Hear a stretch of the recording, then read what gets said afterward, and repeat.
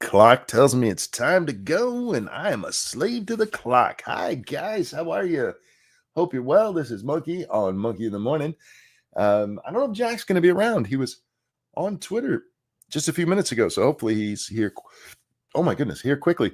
How are you tonight? This is a day. I think we're on Monday now, right? Well, here on the East Coast. Everywhere but what? Hawaii, maybe? Alaska? I don't know how time zones work. But it's Monday, so some of you are starting off that work week, and you have my condolences because my work week is awesome. I read Twitter, the news, watch videos, and then talk about it because I have the best job in the world. How are you guys? Are you well? I hope so. I'm okay. Been a little sore, the normal, but hanging in there. So let's get into this. I don't have a lot of planned topics because mostly everything I've seen is repeats. And um it's just the same old arguments that have been going on for the last 3 days. Not much has really changed that I've seen. And granted, I haven't been that busy on the internet, but uh we're seeing Snow White sucks and people bitching about the possibility of limiting soda on food stamps because, oh no, the poors have to have soda. I do have to talk about this because look, if you think that you should be able to buy soda on food stamps, fine. But if you're going to come at me with an argument about it, please don't make it retarded. This is a real thing that happened. You can go read it on Twitter. Somebody came at me and said, "Old people and poor people deserve soda. Why are you being such a communist?" I was like, "What? Wait, huh? How am I?" You're the one coming to me telling me that they deserve to have stuff that they can't afford themselves, and I'm the communist? And then when I pointed that out to him, the guy actually like, "How dare you call me a communist?" Like, I don't know how to talk to you. How can you be that fucking delusional? Yes, you're literally repeating talking points. They deserve it because other people have it, so they deserve it. That's not how it should work. That's literally communism. That's equity. Everybody deserves the same outcome. That's equity, commie. And don't get mad at me for pointing it out. Stop being a dirty commie. Come up with a better argument for why you think they deserve to have soda, for fuck's sake. We're talking about Coke and Mountain Dew, not water. Oh, but my favorite one, and this one has come at me repeatedly, like, "Oh, this is going to lead us to having to eat bugs. It's just the government trying to force us into eating what they tell us so they can eventually make us eat bugs." All right, let's discuss that for a minute. We already limit what kind of liquids you can buy. And I'm not talking like, hey, they won't let you buy bleach. They won't let you buy alcohol. Alcohol is a beverage. You don't have to like that it's a beverage, but it is. And we don't allow that. And we haven't allowed it since the program started in 1964. So we're coming up on 80 years of this. Wait, I got to do the math. 60 years of this shit. Whoops. 60 years of this shit. Actually, the food stamp program is over 60 years now. Over 60 years. And we haven't been forced onto the bugs, even though you can't buy alcohol with it. And even more. Let me give you a better example. I talked about this one earlier. WIC. You cannot buy soda on WIC. And yet, I have yet to be forced to eat a bug burger. Now, I'm not as afraid of the whole bug thing as all of you guys are because I eat hot dogs and bologna. But I think we're so far past that. We're not even close to that. And we have examples of it literally not fucking happening. But a whole bunch of right-wingers decided that this was a freedom thing, a freedom with my money.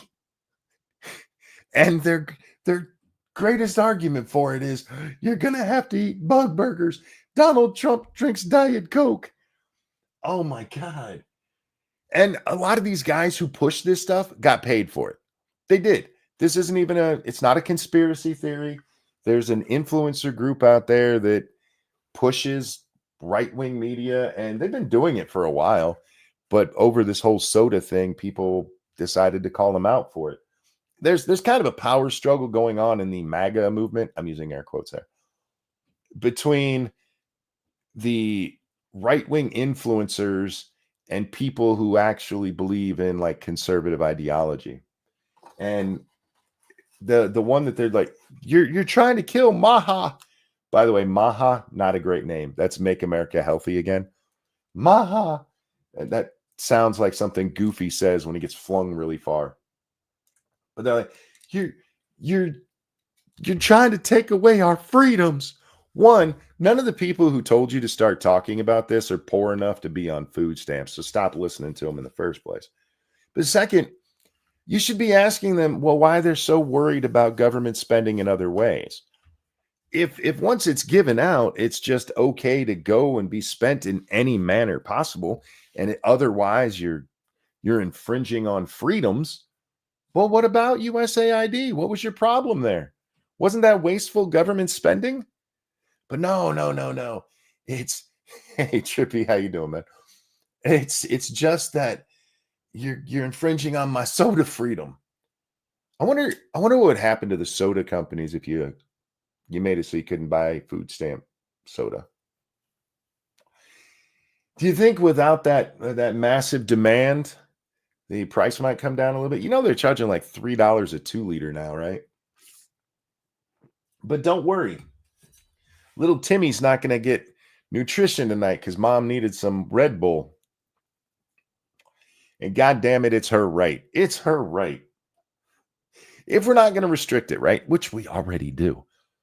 If we're not going to restrict it to soda, and any restriction is a hit against your freedom, why have literally any restrictions at all? Why is it not just a cash grant to give you money? Go out there and spend. And if we did that, what do we do when they don't spend the money wisely? What do we do? When they come back and like the children are starving because they're not spending the money properly. Are we going to tell them, hey, well, fuck you. We gave you the money and you wasted it. Or are we going to come up with a nutrition program that's meant just for nutritional things? And look, I'm not saying the best nutritional thing, food. It's meant for food. They're just going to give us another food stamp. They'll be the same thing. You know why? Because if you just give people money, they tend to waste it. Evolved Potato, thank you so much. You think there are bugs in hot dogs and bologna? Those bugs are way too high quality to be in those. Stop it. You leave my bologna and hot dogs alone. Bugs would be happy to give their life so I can have something that tastes good with ranch. Do you think bugs taste good with ranch? I bet they do. Everything tastes good with ranch. So the kids are starving for real nutrition. Yeah, this shit is amazing to me because yes, there is such a thing as slippery slope and government overreach. But saying, hey, you shouldn't waste money on soda is not government overreach, especially when it's money you're getting from the government. If the government wants to come out and tell us, hey, we don't think you should drink soda, but you're still allowed to, cool. I don't care. If they came out and said, hey, monkey, you cannot take your money and buy soda, I'd be like, go fuck yourself. That's none of your goddamn business. But when that money is specifically earmarked to make sure that poor people are eating, that's what it should go for. And unless you're making Mountain Dew cookies, you're not eating Mountain Dew. You're just getting diabetes. So you're going to charge me for your soda and then charge me for your diabetic medication later. Wonderful. Don't forget, childhood obesity is on the rise. They're trying to force us in. No, they're not. Jesus Christ. But anyway, I digress because we already had this argument. I'm so tired of stupid arguments coming my way. If you don't believe it should exist, then just say, I don't think the program, because one person even like, I don't even support the program. But if it is going to exist, you just think they should anything and literally buy anything?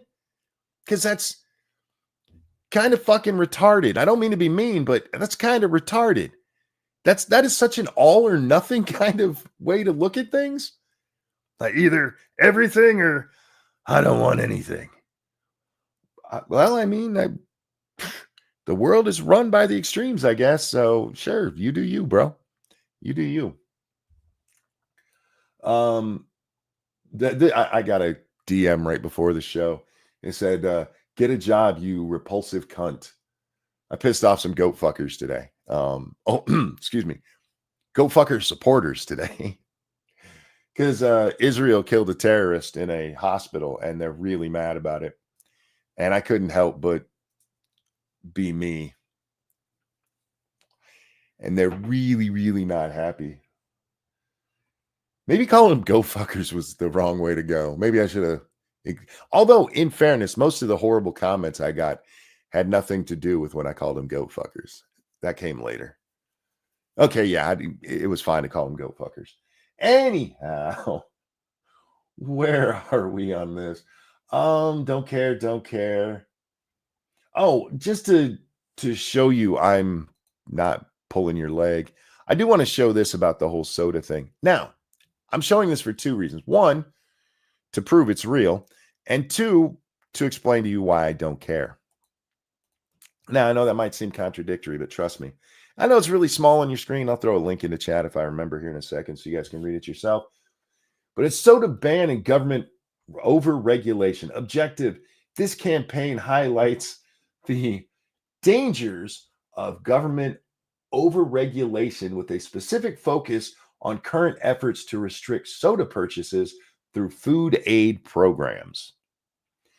It's a literal campaign. It's an ad campaign. It's a propaganda campaign. It is a political campaign. And one of the things that they want, one of the key things to point to, Donald Trump drinks diet soda. Okay. So this influencer group, what's it called? Influenced, I think. I can't remember the exact name of it. But there's a whole bunch of people being paid to give the right-wing opinion. Supposedly the opinion. It does make a lot of sense because I've seen a lot of conservatives where they'll come out and say something that just seems so antithetical to conservative values. And knowing that they're getting paid to say the stupid shit that they're saying makes a lot more sense. Lot more sense. Because I understand whores. And they're whores. And I get, okay, your mouth is, people can put whatever they want in there if they pay you enough money. I got it. Okay. I think you should have to tell people. And when you're caught doing it, I think you should just admit to it and go, look, I agree with this anyway. But yeah, they paid me for it. But that's the part that doesn't bother me. I don't care if you get paid for your opinion. Technically, I get paid for my opinion. You guys pay me for my opinion.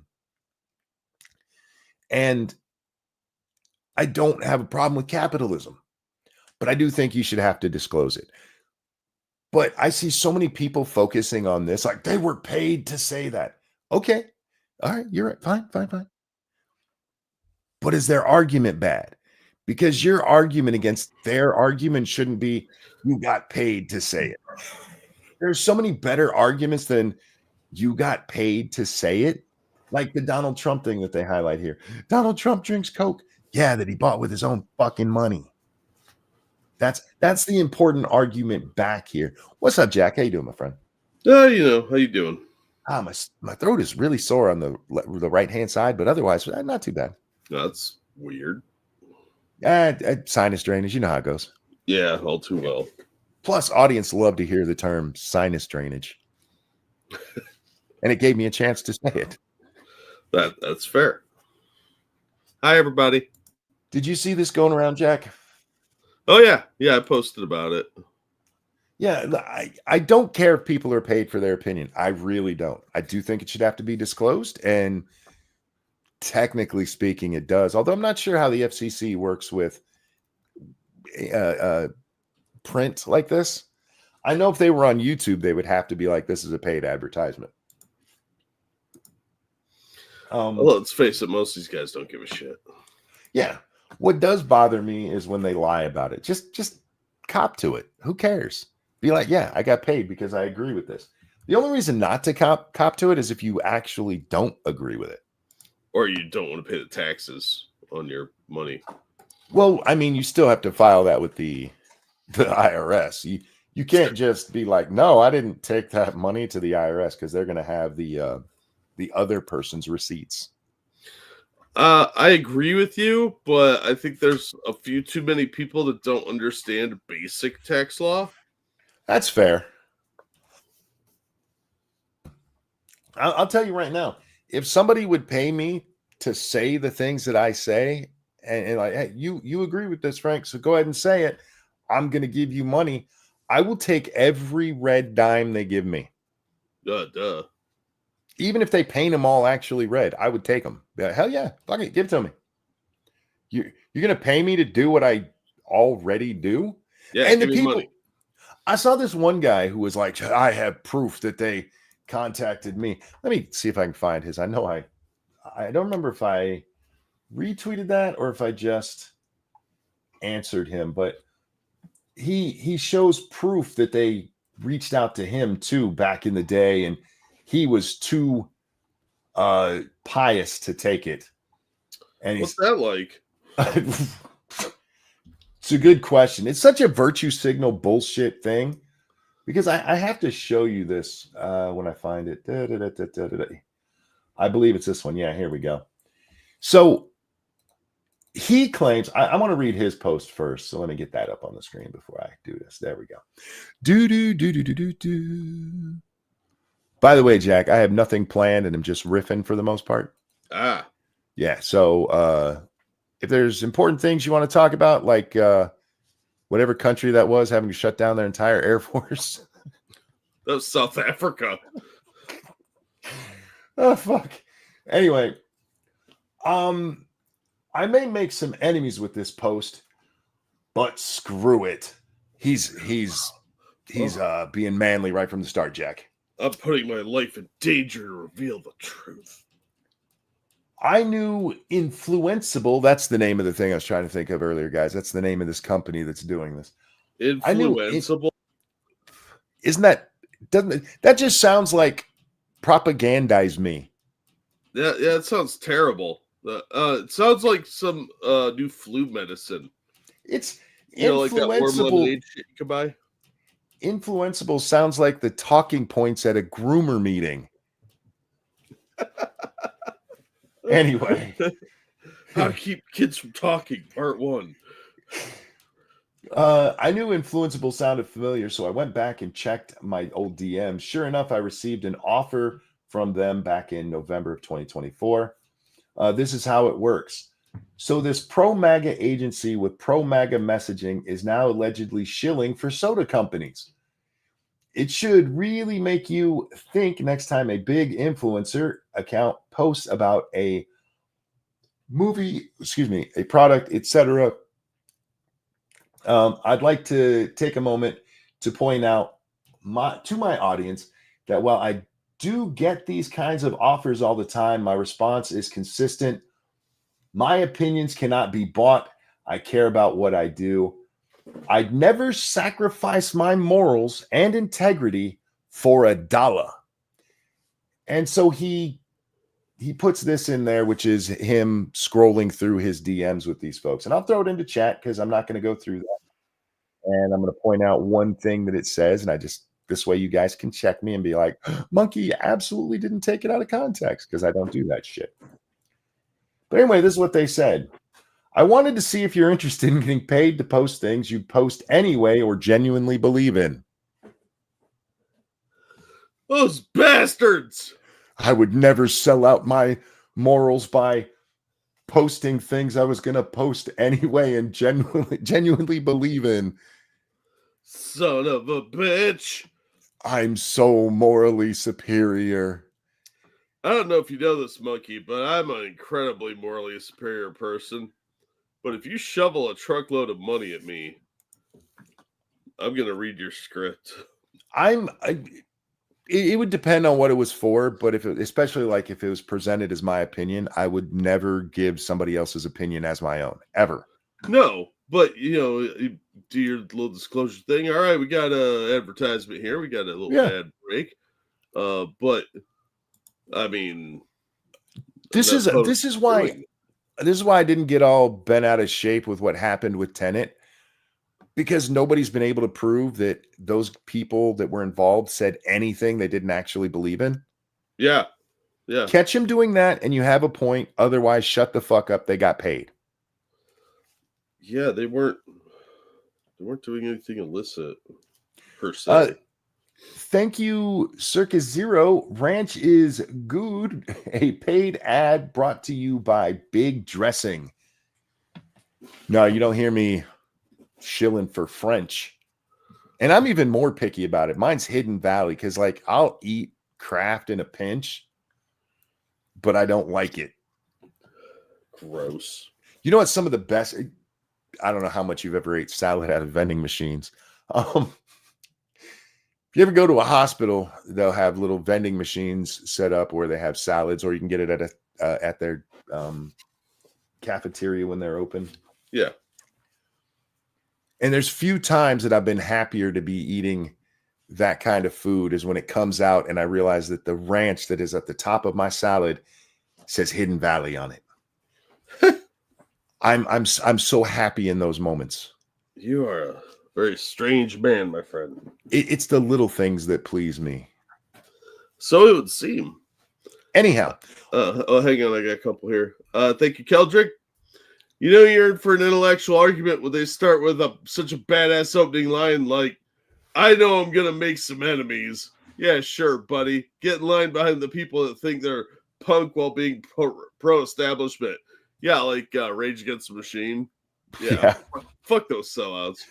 And thank you, Circus Zero. Asian women are beautiful, and they had brought to you by Big Asia. Well, I often have a big boner for Asia. So, yeah, Asian women are beautiful. That's just science. That's why there's so many of them. I should have made my own post today, Jack. And like, this is going to upset some people, but nobody cares enough about my opinion to pay me for it. And that's why I don't sell out. This guy got an offer for it, and that's fine. But again, he wasn't asked to just sell out his beliefs. It was like, hey, if you agree with this, you could be paid for it. Now, you can make the argument that some people will just sell out, Ian Miles John, or to keep getting that money will go, you know what, I could do that even though I don't really believe in it. You know, you might have a point there. Maybe you do have a point there. You know what I mean? People actually selling out. But you don't have to be that person. You can be above that. And you know what else you could do? You could have joined up with that. And when they got to this thing that you didn't agree with, go, I'm not going to take money for that one because I am not selling out my beliefs. Instead of this nonsensical, look how virtuous I am because I didn't do the thing that I say I'm doing. Wait. That's fucking retarded. I'm not going to sell out my morals by saying what I believe. All right, pussy. I'm so tired of the virtue signal everywhere. So much. And look, I got a whole bunch of it by pissing off the goat fuckers today. So many people find murder horrible while telling me how I was going to get mine, Jack. Oh. Just before the show, somebody was like, you're going to get yours. Fuck you. No, I'm not. Ain't shit happening to me. Fuck you. What are you going to do? Is your explosive personality going to come out? Get fucked, goat fucker. Pretend I'm a goat and blow me. I have no beliefs, so send me the money. Yeah, that's fair too. I would advertise things that I don't use if I was like, yeah, you give me money and I can tell them you guys told me I have to say this. Sure. Why not? You think I agree with every super chat I read? Dangerous, thank you. One of Matt's most highly viewed Tenet videos was a discussion about how people shouldn't return their shopping carts. Weirdest Russian propaganda ever, indeed.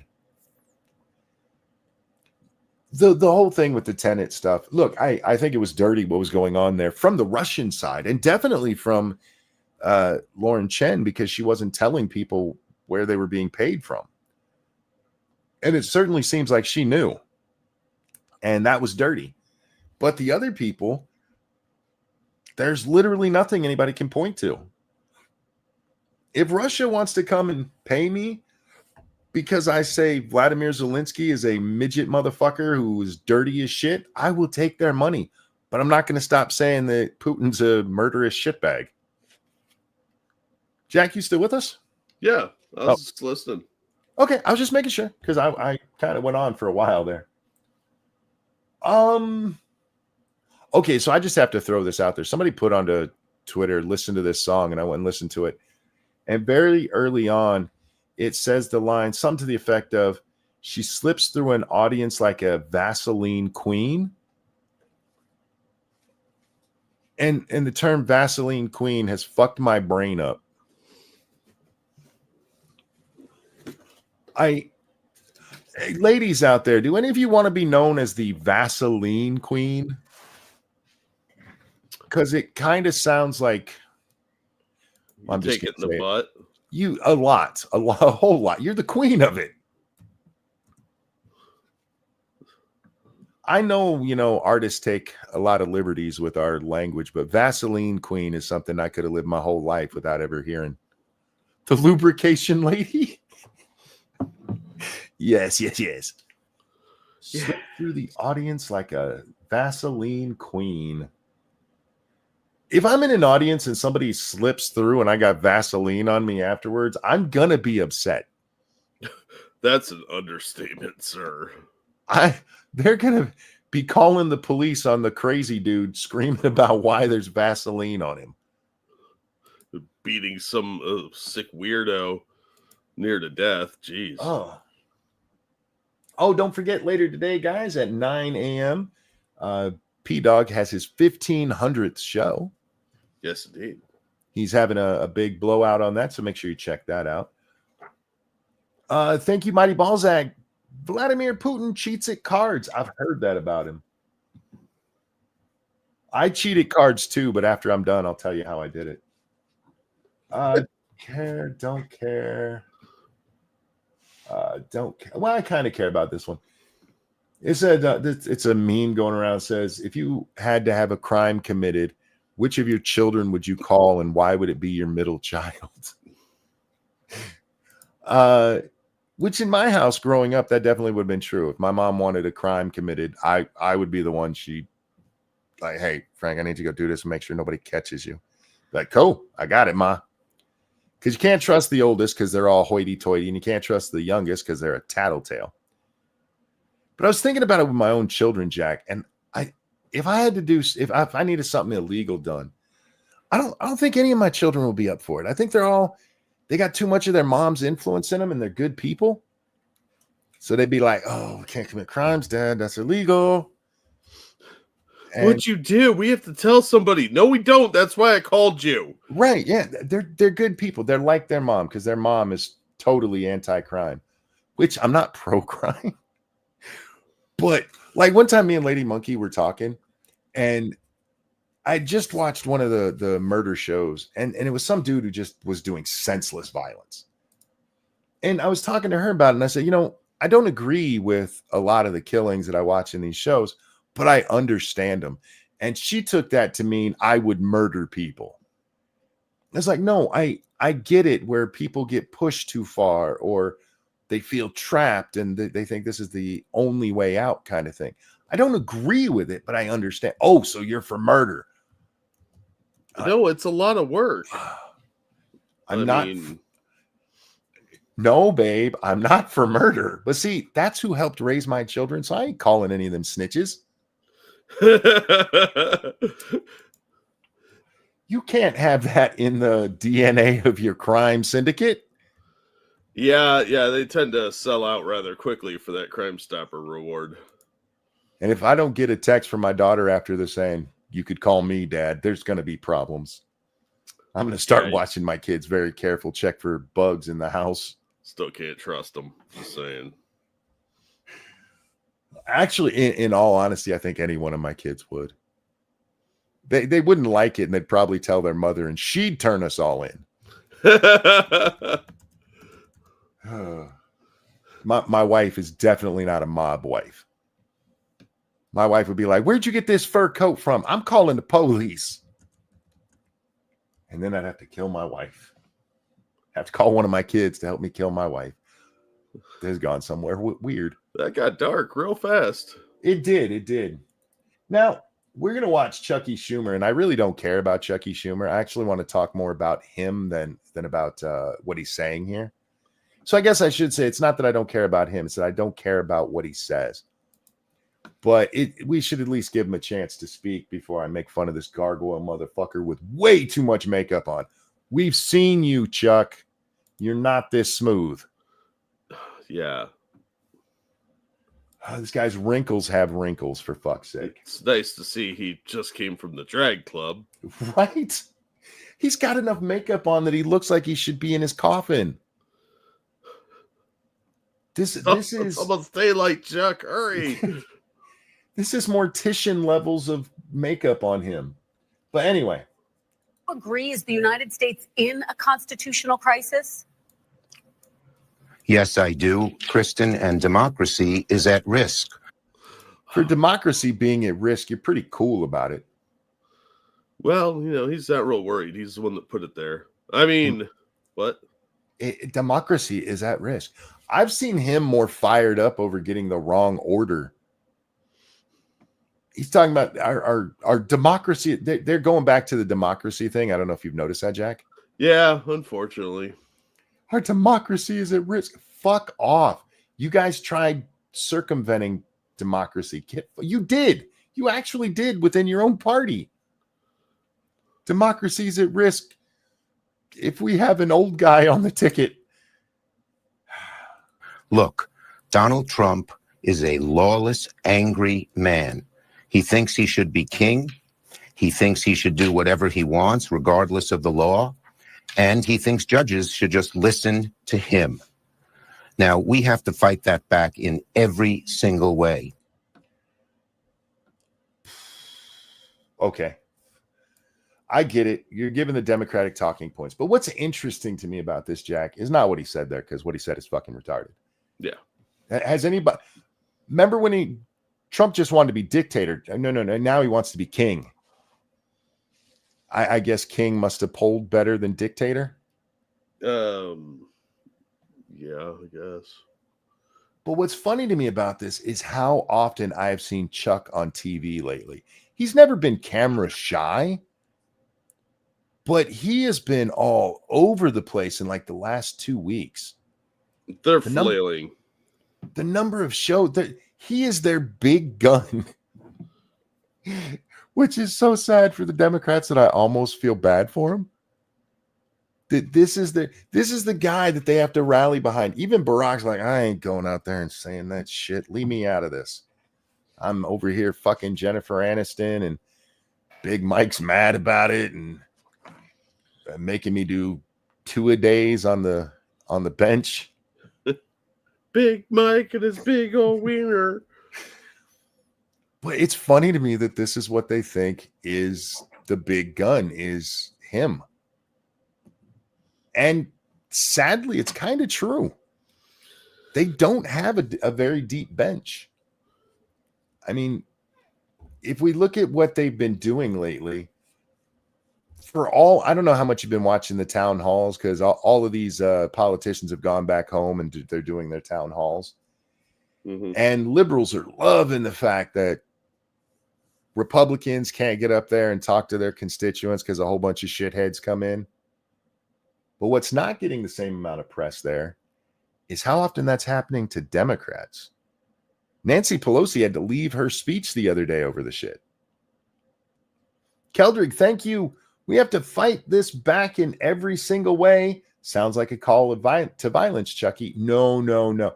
Did you see that Tim Walzy made a violent threat, and then when he got called out on it, He was like, I was just joking. How come when they make violent threats, it's joking, but not when I do it? Because you weren't joking. Oh, I almost dropped the F word again. I got to be careful with that word. You come very close with that guy. It's hard. Tell me when you look at Tim Walz, you don't immediately think, pardon the expression, faggot. Look, I am not going to dispute your logic here. I'm just saying, you look at that dude, he's a big baby Huey, and you expect there to be some wieners around. Oh, yeah, they're waiting in the wings like they always have been. I'm sorry. I can't with that dude. That dude is such a bitch. Every time you see him, you expect it to be him leaving a bathhouse. Yeah. Oh, yeah. Real quick, though. Thank you, Keldrick. I am opposed to most murders, except, of course, for our Lord and Savior, Gary Plausch. Rest in piss, Jeffrey Dukart. Doucette. Bless you. I was trying to get that out before it sneezed, and I didn't get the mute button in time. Stevie says, wait, Tim Walz isn't gay. Nobody here said that. And that's not why I use the F word with him, honestly, because I'm going back to my playground days. He just looks like a bitch. He is a bitch. His whole life he's been a bitch. He even lied and tried to get false flag for trauma to his son. He false flagged trauma to his child. Yep. That's a seriously bitch move. For those who don't know what we're talking about, his son was at a place that a shooting happened. Didn't see the shooting. Nothing happened to him. Didn't see the bodies. But Timmy went out there and went, my son was almost killed. He was at a shooting. Yeah, the same way David Hogg was at a shooting. He was at a place that something happened. Wasn't involved at all. But he went out there and told that story. How are you going to try to get clout off your child being in a shooting and call yourself a man? Get fucked. That's my whole theory on today, is just get fucked. I cannot tell you how many times that I thought that but didn't post it on Twitter. I did post it on Twitter at least twice.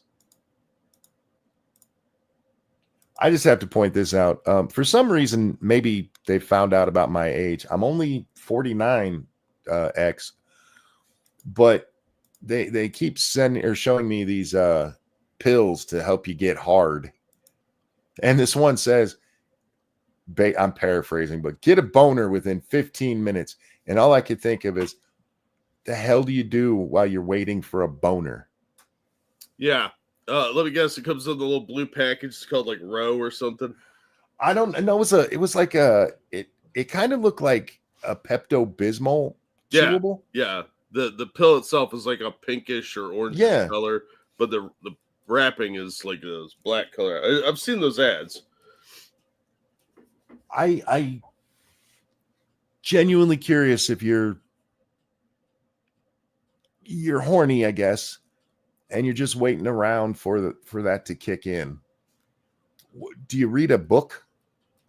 Somebody said foreplay, and I'm better at foreplay than that. It doesn't take that long. And Faithless just said it. Somebody on Twitter said it to me. It doesn't take me that long to, how do I put this, complete foreplay. Dangerous, thank you. I want to tell you, Gorsuch, I want to tell you, Kavanaugh, you have released the whirlwind and you will pay the price. Can you believe Trump said that? What? That was Chuck. Yeah. Chuck's a fucking liar. He's a hypocrite and a douchebag. What is that one?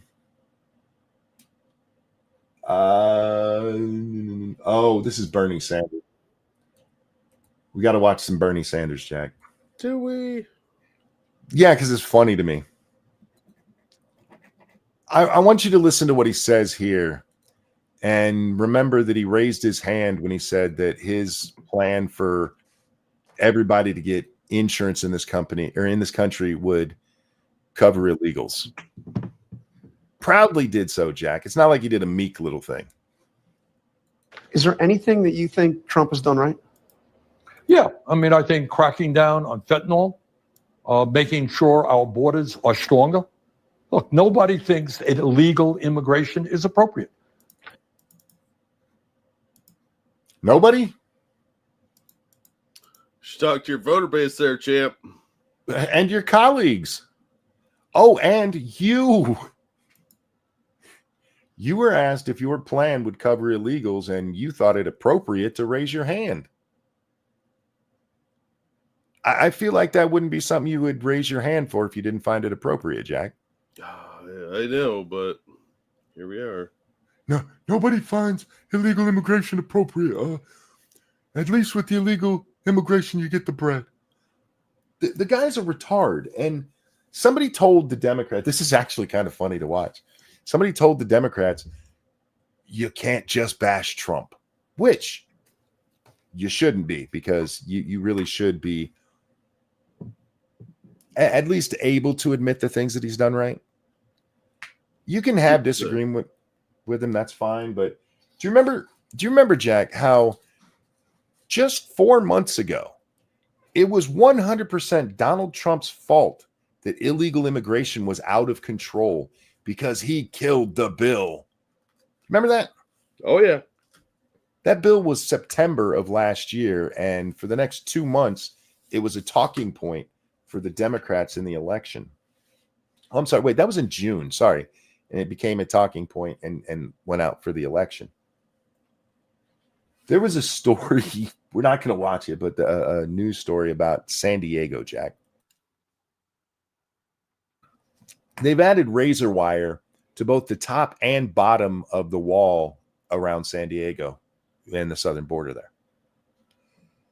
Last year at this time, the Border Patrol agents down there were having 1,400 encounters a day. It's down to 30, Jack. It went from 1,400 to 30. Well, they're trying now. Do you remember when Biden got elected? Do you remember when he comes into office and there's an immediate surge of illegals? Mm-hmm. And Biden came out and told us, hey, there's always a surge in January and February. Always. This it's not because of my policies. It always happens. You know, it didn't happen this year, Jack. Giant surge. Yep. Weird how that happened. No surge. Total border across the entirety of the southern border, 300-400 people, which is still way too many, but it's going down.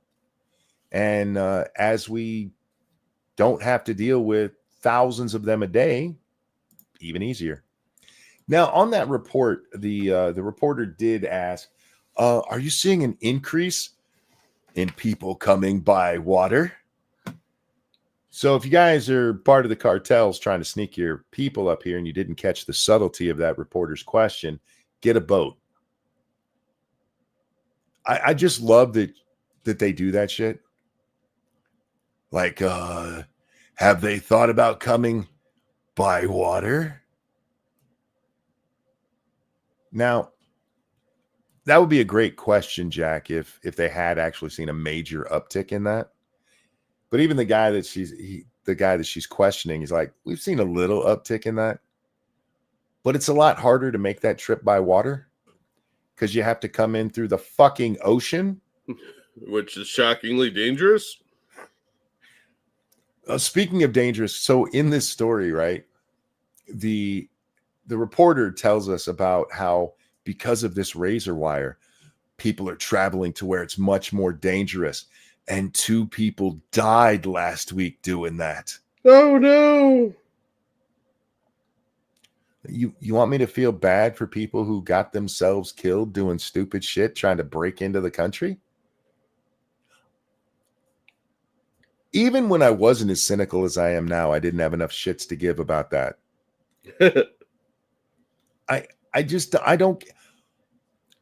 That's like saying somebody dove head first into a wood chipper. It's so sad. Like, no, that's expected. That was retarded behavior. What'd you expect was going to happen?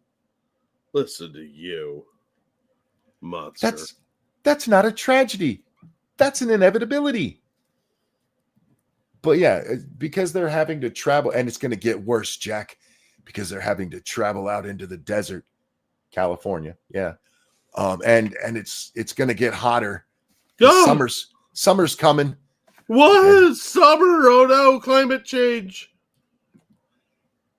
How about tell them to stay home? Stop giving them incentives to come here. Don't be crazy. I mean, let's not get weird. Yeah, fair. No, we got to get them here because otherwise they'll have to pay actual wages to the people watching their kids and picking their fruit.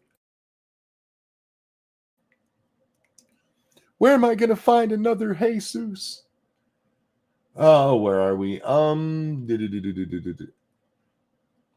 You had more to say about this one than I did, Jack. Ryanair is apparently being sued by somebody who's upset because, and I wish I was making this up, they're non-binary, and when they call to make their purchase for their ticket, the choices are only Mr., Mrs., and Miss. There's nothing for non-binary title. Yeah, you know why? Ryanair is a European company, and most of the languages that you speak in Europe are gendered. I prefer to think it's because non-binary is not a real fucking thing, and if you want a title, I'll happily call you retard Steve Smith if you prefer. But otherwise, it's Miss or Mister. For those of you that don't know, Ryanair is the flying equivalent of the city bus. It's where all the dirty urine people go. Here in the States, we have Spirit Airline, which is very similar. It's the cheap discount flight where you're not going to get any amenities. You're going to be very uncomfortable, and you're with all the people that you avoid in public. So whenever you see a video online of somebody freaking out on an airplane and acting like total ghetto trash, that's usually Spirit Airline. And in Europe, it'd be Ryanair. Yeah, here's one of their planes that went along with the story. I'm just so tired of this nonsense. Yeah, I hope Ryanair wins this nonsense lawsuit. This is frivolous. I don't like Ryanair, obviously. They're garbage. It's the discount airline that you should be, you know how people clap when the plane lands? Yeah. Yeah, on Ryanair, you're clapping because, like, we made it alive. Yay! I just want to see them actually lose this lawsuit and give them a voucher for a free trip. For a bag of peanuts. Yeah. Look, it's Europe, so there's a good chance they're going to lose this suit because how dare you not cater to the retards? Yeah. And if I'm Ryanair, then I come up with something. I really do, and I'm mean about it. Like, you thought it was mean before because we were sticking to the English language. Let's see what I can come up with when I'm being creative. I would go with retard. I really would. RTRD for short. And that way everybody gets it. All right. I just have to point this one out. I don't care about the main story. So apparently the Las Vegas police were gifted 10 of these cyber trucks, and the police they don't want to drive them because, there's criminals out there who will destroy them. Yeah. And they're super expensive. But could y'all stop trying to convince me this thing looks good? The Tesla truck is ugly as shit. It's ugly. And I don't know how you get to call it a truck when at best it's a flattened minivan, maybe?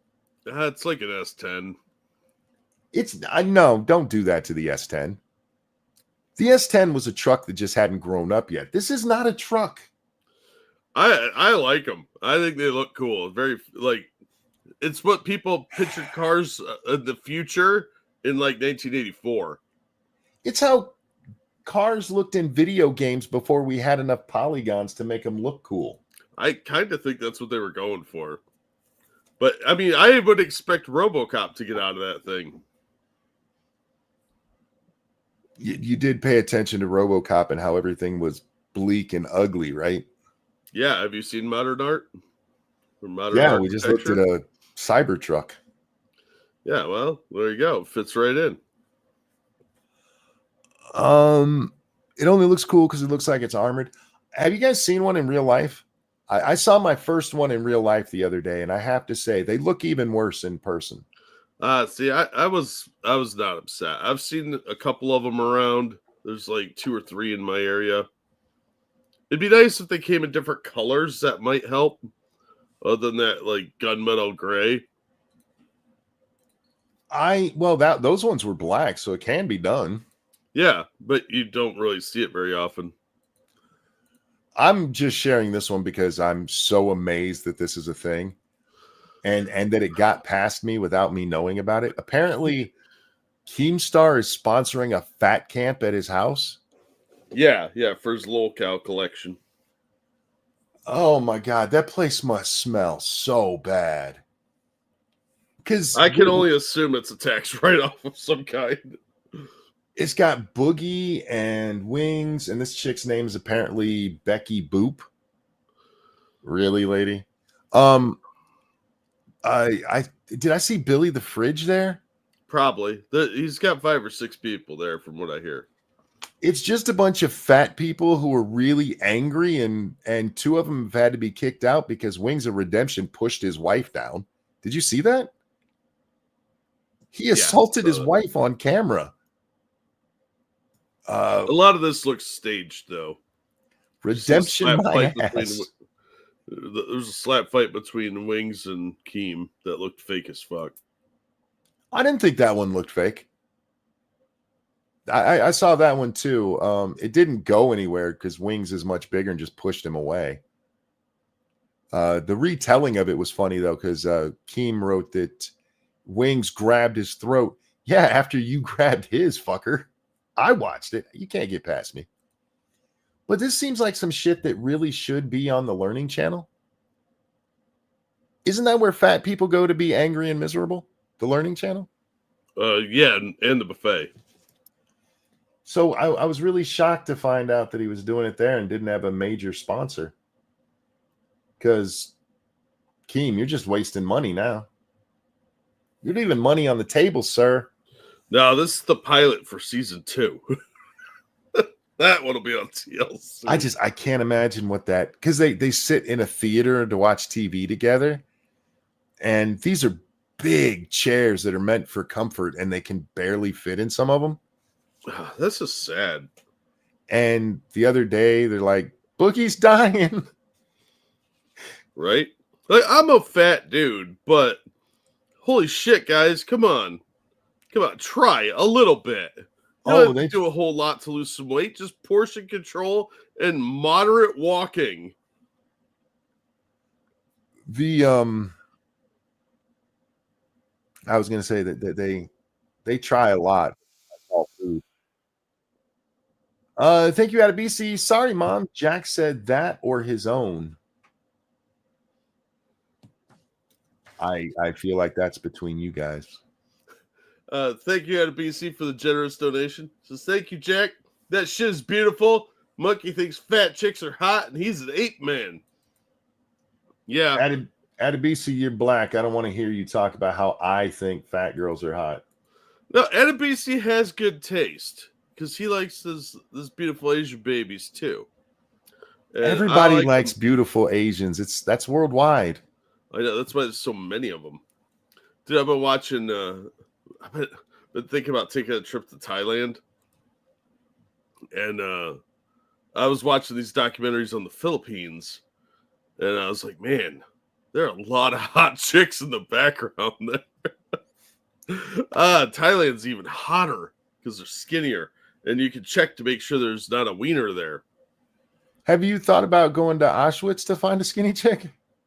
Yeah, but there aren't any there. There's no residents there. It's just a museum. Shroom, thank you so much for becoming a member for month number 20. He says, good morning, all. Good morning, sir. Morning, Shroom. Do you want to take that back after the Auschwitz note? You can't, but anyway. I was just curious. Not the greatest timing ever. But thank you, BC. I'm glad we're on the same page. What else do I have that I want to talk about specifically? Oh my god, I knew better. Remember I told you the other day I went and looked up Armored Skeptic, and then I pulled him up on the show. Yeah, and he looked like Timu Rasputin. Well, YouTube saw that and went, "Oh, Monkey must want to see more of this." Oh dear God, no. And so yeah, I got a recommended video from him, and dear Christ, I was like, you know what? I'm gonna give him a shot. I'll be kind, not just rip on him for how he looks, because God bless. It really does show that in that couple, what kept them going was Shu, not him. Fuck. Yeah, he's not as smart as he thinks he is. He's not smart at all. He's just not smart, and it was bad. He's got a new one out. If you guys want to check it out, do so. But I even thought, hey, maybe this will be something we can respond to. And then I watched it and like, I would not do that to my audience. I like y'all more than that, and I've made you watch horrible shit before. Yeah, we're kind of bad people on that front, but Zelensky is out there begging for money again, telling the EU that if they're not allowed to join NATO, then Europe's just going to have to keep paying for Ukraine.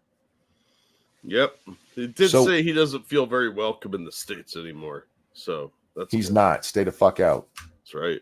Corrupt piece of shit. Spend your own money before you ask for mine.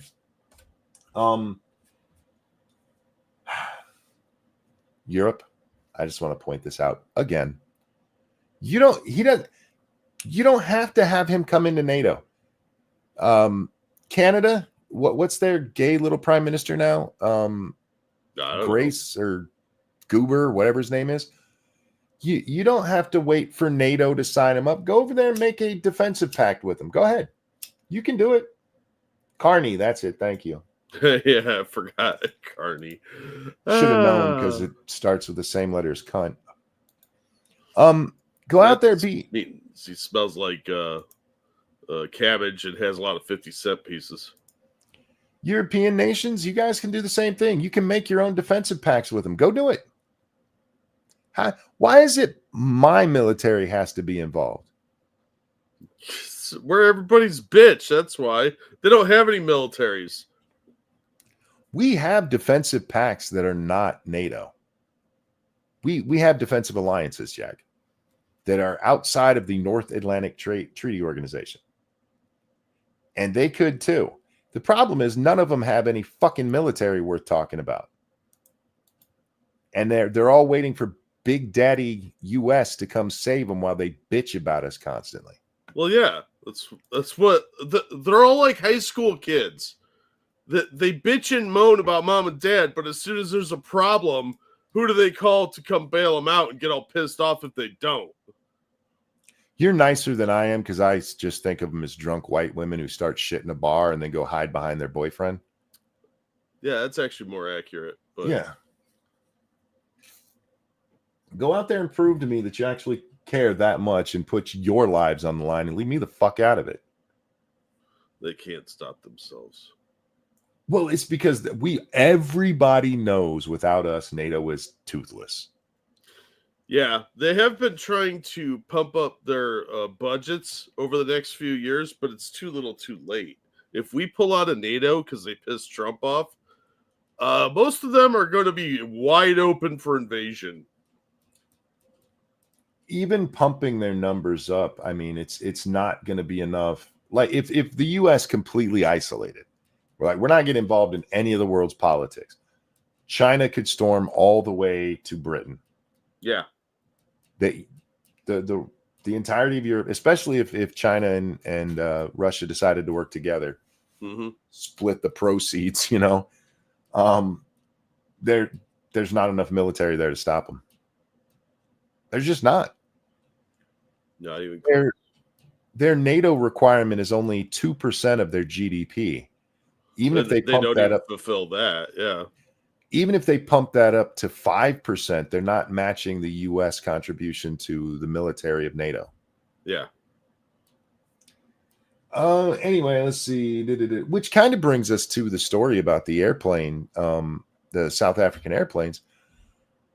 They've had to ground all but 6 of their 330 odd, I forget the exact number, 330 some jets because they don't have the money to maintain them. Yep. So it's all fine and dandy to be given or to buy airplanes, but if you don't have the money to keep them flying, they're not any good. This isn't Top Gun Maverick. You're not going to dust off a F-14 you found under a tarp and immediately fire it up. Now that attitude, quitter. You can try it. Or even better, Wonder Woman 1984, where they go to the Smithsonian and fire up a jet. That movie was just trash. So sad. Because they keep jets fully loaded at the Smithsonian, Jack. You know, like you do. That's not a hazard at all. Well, I mean, obviously, if there was oil in it, you know, there would be gas. All right, what else we got going on? Don't care about that. Did I already talk? Yeah, we talked about those. Did you talk about that video that you posted that said you were going to hell? No, and I don't really want to. I don't want to make fun of retarded kids tonight. I a little bit respect what they're doing in that video. I was too busy laughing to have any respect for anybody involved in that. It's it's a Downsy. There might be 2, but is it racist to say all Downsies look alike? No, they kind of do. They have a look. They do look like they could be cousins. Yeah. Which makes me think that Down syndrome came from all the Europeans fucking each other, their cousins and stuff. Oh, yeah, it is possible. I had messaged you the link to their channel because they have their own YouTube channel. You messaged me 3 times. Did you see that it came through that many times? No, did it go through 3 times? Yeah. It wouldn't go through, and then then it popped up, so it must have gone through 3 times. Yeah, it was doing it. It likes to lie to you sometimes and tell you stuff doesn't go through when it actually does. Oh, my bad. Yeah. Sorry. No, I figured that's what happened. I just thought it was funny. Like, Jack really likes the retarded kids. I like to laugh. I'm a werewolf. Dangerous Spaces, thank you so much. And again, we need to stop Putin where he is so he doesn't drag NATO into this war. Also, we need to bring Ukraine into NATO. Pick a motherfucking lane. Well, for the record, I mean, very few people are publicly saying Ukraine needs brought in right now. The only one I know for a fact, and for the record, I haven't kept up with all the European leaders, but the only one I know that's saying they got to get in right now is Zelensky and morons on Twitter who don't understand what that means. Because as soon as they sign that, we would have to get involved in this war. Yeah. That's what the treaty is, and that's what Zelensky wants. He wants us to protect him and end this war. Adabisi, thank you. Germans pay Russia for the fuel to fight Russia. How would that work? Well, wait. It's best not to overthink it. Did you see the Ukrainians sabotage one of the pipelines the other day? No, but I'm not shocked. Yeah, it's one of them that goes to Europe. But I'm looking at it. I'm sorry. Is this after the ceasefire on infrastructure? Yeah. So it's the second thing they hit after the ceasefire on infrastructure.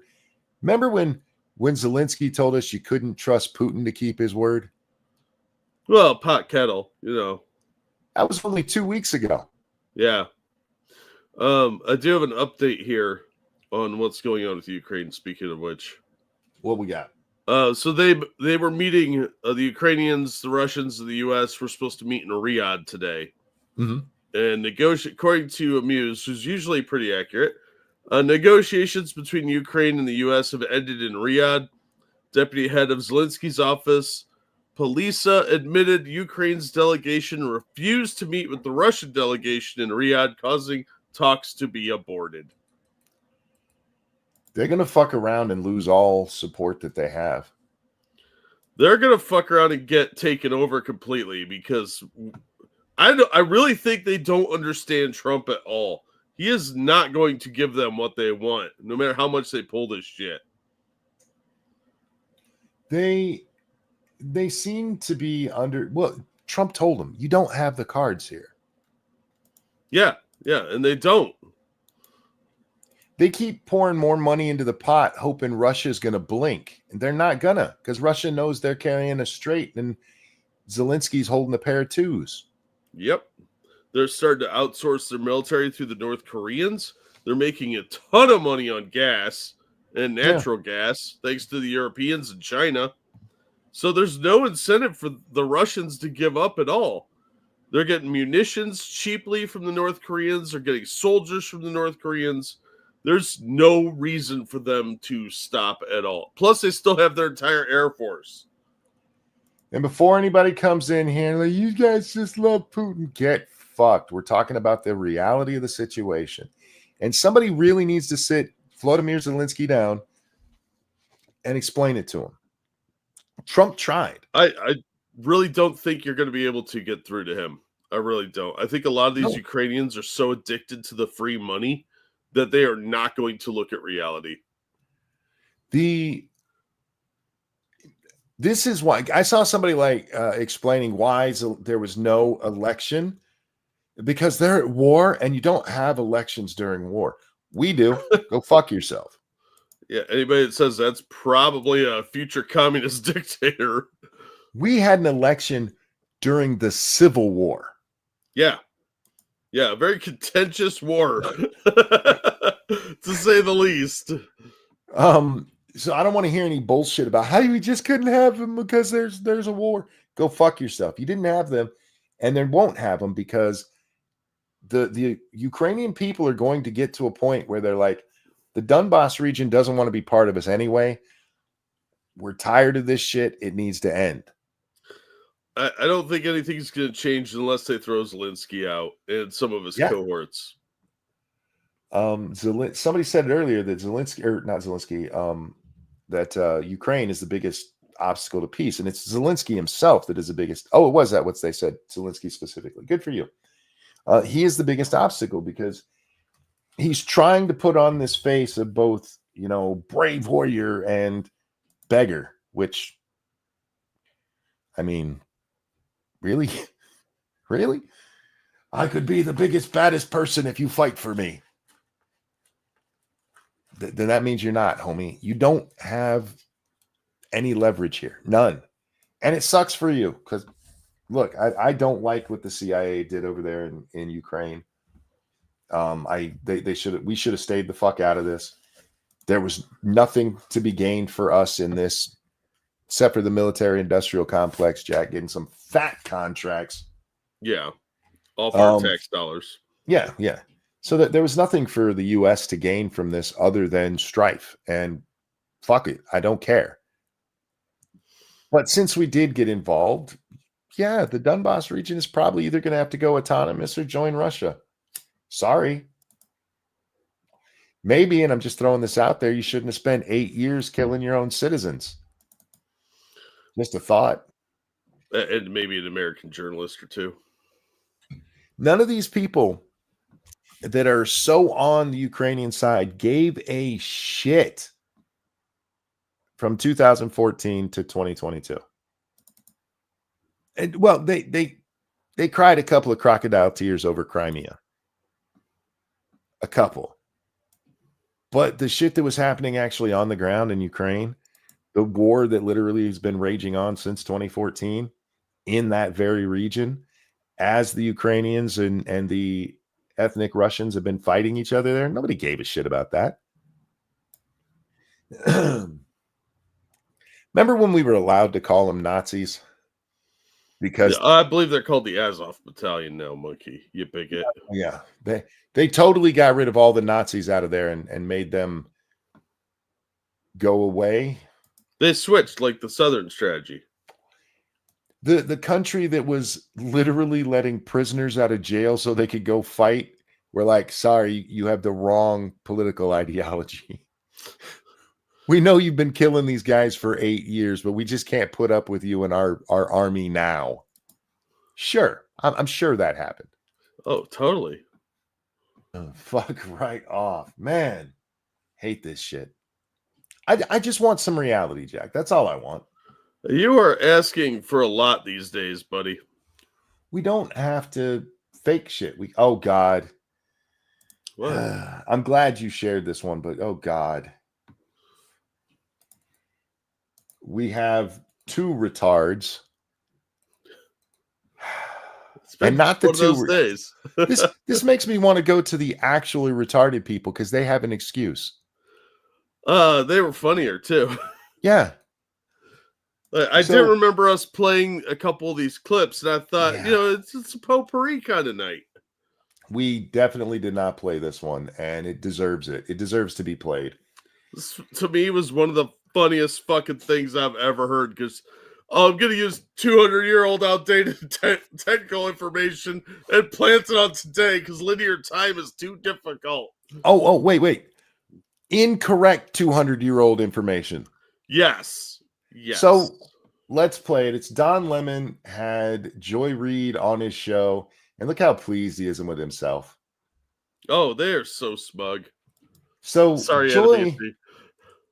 Joy here is going to teach us some history. And if you know actual history, you might be like, huh? Don't worry.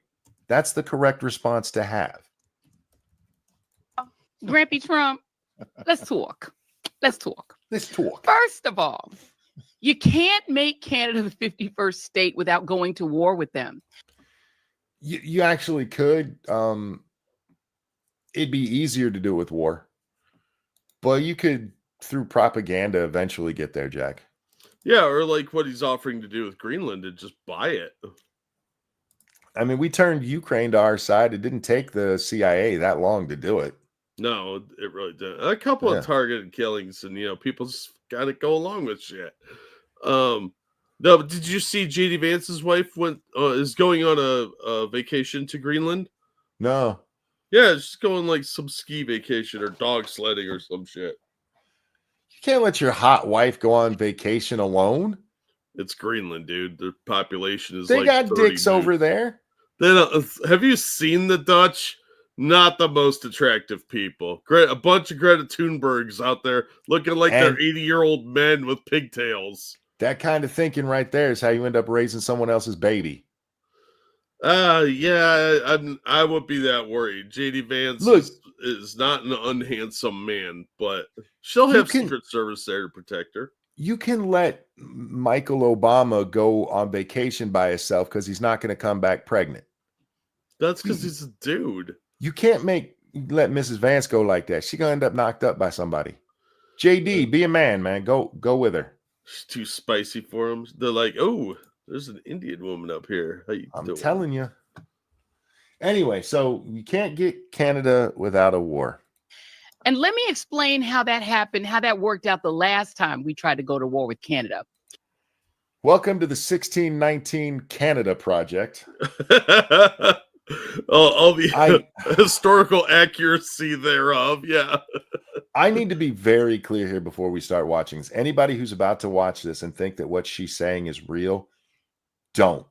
She's about to say really stupid shit. This is not real history. We'll get into it afterwards. But just in case that's where you stop watching, what she's about to say is absolute bullshit. They burned the White House to the ground in 1814 Okay, that and did won happen. the war. What? No, Wait. no. what? They didn't do that. No, they didn't. The British did. Yeah, the British did, because that's who we were at war with. And she just yelled, they won the war. There was no winner in the 1812 war. The War of 1812 was just a wash. It just We kind of gained a lot fizzled out. Yeah, it just sort of fell apart, and we ended up signing some peace deals. It was a war that probably shouldn't have happened anyway, No. but Europe or the Brits did concede some territory because we were able to open up the Northwest Passage through Lake Ohio and Michigan then, and that led to a lot of expansion westward. But Yeah. that was largely because the Indians that were helping the British got fucking annihilated up there. That Commodore Perry like blew the shit out of Fort Miami. The idea that the Canadians beat us in the War of 1812 is retarded on a level even I didn't think she could stoop to. I think she thought that because the British were stationed in the Canadian territories, that meant they were Canadians. I don't know, because it's so incredibly fucking dumb. Canada was part of Britain at the Yes. time, and they had troops stationed there, but they were redcoats. They weren't Mounties. There weren't a bunch of like Canadian regulars coming down. No, they were British troops from Britain. They weren't locals. The War of 1812 ended as a fuck you, guys, I'm going home, kind of. Screw you guys, I'm going home. Yeah. The British pulled out because they had to go deal with Napoleon. Yeah, they had other stuff going on. And one of the things that people forget too is that God was on our side during that war. Because when they went to burn the White House down, a hurricane hit and defeated the British. Thank you, Keldrig. It is hilarious to me that Greenland and Denmark care less about Trump buying Greenland than American white liberals do. Yeah, look, Greenland has the opportunity to just go, no thanks. Yeah, but they haven't done it yet, have they? No, they have not. I would be so excited if we got Greenland. I'd go to Greenland. I'd go check it out. Fuck it. Why not? Do you know how summer many when it's not super cold? how many heads would explode if that happened? Oh my god, it'd be so amazing. And Britain or Canada will start getting even more paranoid that we're actually going to annex them. We got them surrounded on 3 sides. Do you think the U.S. could win against Canada in a war? You're kidding, right? I think it'd be the laziest game of Red Rover in history. Almost all of the Canadian population is within 100 miles of the U.S. border. They only have a handful of roads going from one end of the country to the other. We could take out their supply lines with like 5 missile strikes. You've got to be kidding me. Half of them would probably just be like, yeah, I guess we're American now, eh? Yeah, if it was a war of conquest, easily. It would be one of the shortest wars in history. Their population is about the same as California. And they've had a bunch of their guns taken away fairly recently. They have shit medical coverage, so they don't exactly have a lot of doctors floating around. The casualties alone would be staggering. We start cutting off their supply lines. They're fucked. They would surrender very, very quickly. The bombing runs on their cities would be. We wouldn't even be emptying tanks of gas on. I mean, you'd be flying out of like Nullis and someplace in Michigan, and you could cover a good portion of Canada. Yeah, we literally have bases all along the border. Yeah, it would take longer to take over Mexico than Canada. Oh yeah, absolutely. Because Mexico's long, Canada's wide, but all their population is way down south. And this dumb bitch comes up with the worst strategies on the planet. No, that would be an incredibly short war. Ottawa is like what, a couple 100 miles from Detroit? Is it even that far? Yeah, well, you got Windsor there, and you'd have to fight through some drunks. You know But, what like, way more about Canada than I do. Yeah, but yeah, their capital is not that far from Michigan, and you'd be looking at like we stage a bunch of guys on Lake Erie and Lake Michigan, Lake Huron, and you've got an invasion force already because Canada doesn't have the population to stop us. You have to assume that of their roughly 40 million people, half of them are women, and there's probably a quarter children. And you got a bunch of Quebec Frenchies, which are more useless than children. So what's your real threat? I mean, somebody you said just we go could- in guns blazing. Who was it that just said that? Danger said we could send American school kids there and still take them over. Yeah. Yeah. Send some high schoolers from Alabama and they could take it over, and we wouldn't even have to supply the guns. Yeah, like our civilian population has a registered firearms 1.2 for each adult in the United States, or for every citizen in the United States, not even the Yep. adults per citizen. Realistically, that's probably 3 to 5 per person, because there's a lot of places that don't make you register your firearms. And Like look, a lot. I'm not advocating for us to invade Canada for all of my joking about nuking it to make it warmer here. I like Canadians and want to get along with them. But if Canadians are cool. It's kind of like the Ukrainian thing. I'm not rooting for Russia. We're just talking about reality here. Canadians will get their asses kicked, and it's not a shame to them. We just have a massive fucking military here. Yeah, we spend more on our military than they have in their entire budget. We spend more on our military than the next top 20 countries combined. Yeah, a ground invasion would be almost perfunctory, because we could just blow them away with missiles until they surrender. Just beat down their supplies and resources, Yep. energy. It would not take long, especially if we did it right before winter. Mighty Balzac says maple syrup can really gum up tank tracks. Thank you for the donation. And yeah, they can, but it's not going to stop an F-35. Anyway. Hold on real quick. Oh, sure. Thank you, Keldrick. Just send in like 20 Florida men hopped up on meth and cheap beer. Canada will fall in the day. That's a good point. Yeah. We could weaponize Florida man. Our secret weapon. And thank you, Okie Native. Tell the rednecks they can hunt everything they want if they take over Canada. We'll own it in less than a month. Yeah, I think most Canadians are laid back enough. It really won't even affect them. If anything, their life might get better because they would actually be able to do freedom. Peter says, I mean, you'd think Vietnam would be no match for the U.S., so who knows? Vietnam was no match for us. Militarily, we kicked the ever-living shit out of them. That's why I said if it was a war for conquest. If it was a war to keep the border where it's at, then no, because eventually we get tired of that shit and all support is lost, which is what happened in Nam. Militarily, what was the ratio? Yeah, 20 to 1 for casualties? Oh, but yeah, they kicked our ass. Yeah.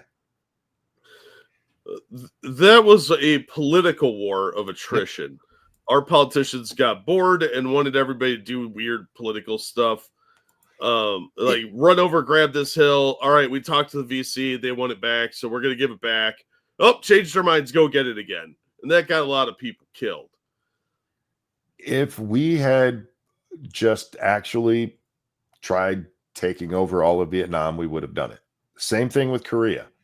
But the problem with both of those wars and what leads to the politicians getting to where we eventually had them is that it was a war. It's what Ukraine is trying to do. Just maintain. It's a war of maintenance, basically. You can't come past this line. Yeah, and that is not a way to wage war. No, and it had more to do with our fear of other countries than those countries. Yeah. And we kicked the ever-living shit out of the Viet and the Cong VC and the also had. Vietnamese. Oh, sorry. No, go ahead. The VC also had a stronger zealotry toward their beliefs. They were dyed-in-the-wool commies. What you see in Canada are a bunch of mealy-mouthed pussies, largely. True. Who would likely surrender at the first real danger to themselves. So they're not in any way even patriotic. They're just sort of. I mean, there might be a couple, but they're more like, oh, it's getting scary. We give up. So, like, honestly, if Trudeau was still prime minister, I think they'd have a lot harder time of it because he would surrender right away. Whereas this new guy, he's more of a wild card. You don't know. But Trudeau would be like, oh, my God, they were serious. This new guy just likes to talk big because he knows that nothing's going to happen to him. Yeah, because they know Trump's joking. Real quick, thank you, Evolved Potato. The Dominion of Canada was created in 1867. Before then, it was just a collection of colonies. They literally didn't exist during the War of 1812. That's what I said. Also, 90% of Greenland is Eskimos with their weirdly chubby Asian faces. Yeah, look, Eskimos are like adorable puppies. You know, you just want to go up and like, oh, you're so cute. Let's go club a seal. I'm so used to listening at 2x speed that listening at normal speed is like listening to my 80-year-old neighbor. Just for that, for the rest of the show, I'm going to speak like this. Fuck Why, you, shroom. monkey? You know, no, I get what he's saying because there's several creators that I watch at 2x speed because they just talk so fucking slow. And so if I'm watching them, I put it at 2x, and then occasionally I'll stumble on one of their videos at normal speed. I'm like, what the fuck is wrong with them? Jaeger Brody said, "Monkey's the Zootopia sloth now." Yes. And we don't even talk slow. We're normal speed talkers. We actually speak kind of quickly, especially compared to other people on YouTube. Fuck, man. You guys don't have to speak like you're trying to enunciate everything for a retarded kid. And by the way, that scene in Zootopia pisses me off every time I see it because you made the point. Yeah, you beat that to death. Let's go. Come on, pick it up. Speaking of beaten to death, let's have Logic beaten to death a little bit more with these two. Yeah. Canada beat us in the War of 1812. In your world, I guess, sure. I'm sure Commodore Perry would be real impressed to know that he wasn't fighting the British. He was fighting the Canucks. That In didn't exist yet. 1814, we took a little trip along with Colonel Jackson down the mighty Mississippi. Yeah, y'all know the battle for New Orleans, right? Yeah. That's what made Jackson so popular. They probably like their chances against us. Canadians, do you like your chances against us? We're coming for your Labatt Blue, fuckers. You, the less than 50 million strong country with no nuclear weapons, do you like your chances? Fuck, man. Do we have more people in the military than they have military-aged men? Oh, I don't doubt it. I mean, Anyway. I'm too lazy to look it up. It would not surprise me at all. Again, Canadians, I'm not threatening at you guys at all. I think you guys are great. And I don't blame you for the leaders that the retards in your country have put in place. Yeah. But again, reality is a thing. Yeah, look, Canada is beautiful. People up there are pretty hardcore and they're fun. Most of them are laid back and they have a pretty good sense of humor. But man, your last couple of leaders, yikes, guys. Come on. What are you doing? I think the Canadians like their chances against us. Can you imagine drinking? Even joking, saying that? I mean, really? Isn't this how we got Hawaii? Somebody said, "Oh, the Hawaiians will put up a fight." Yeah. We're not going to beat them in a war because we have never been able to do that. You'd have to occupy a country that is equivalent of the size of the United States, in which the top 2/3 of it is uninhabited, frozen forest land. Why is it uninhabited?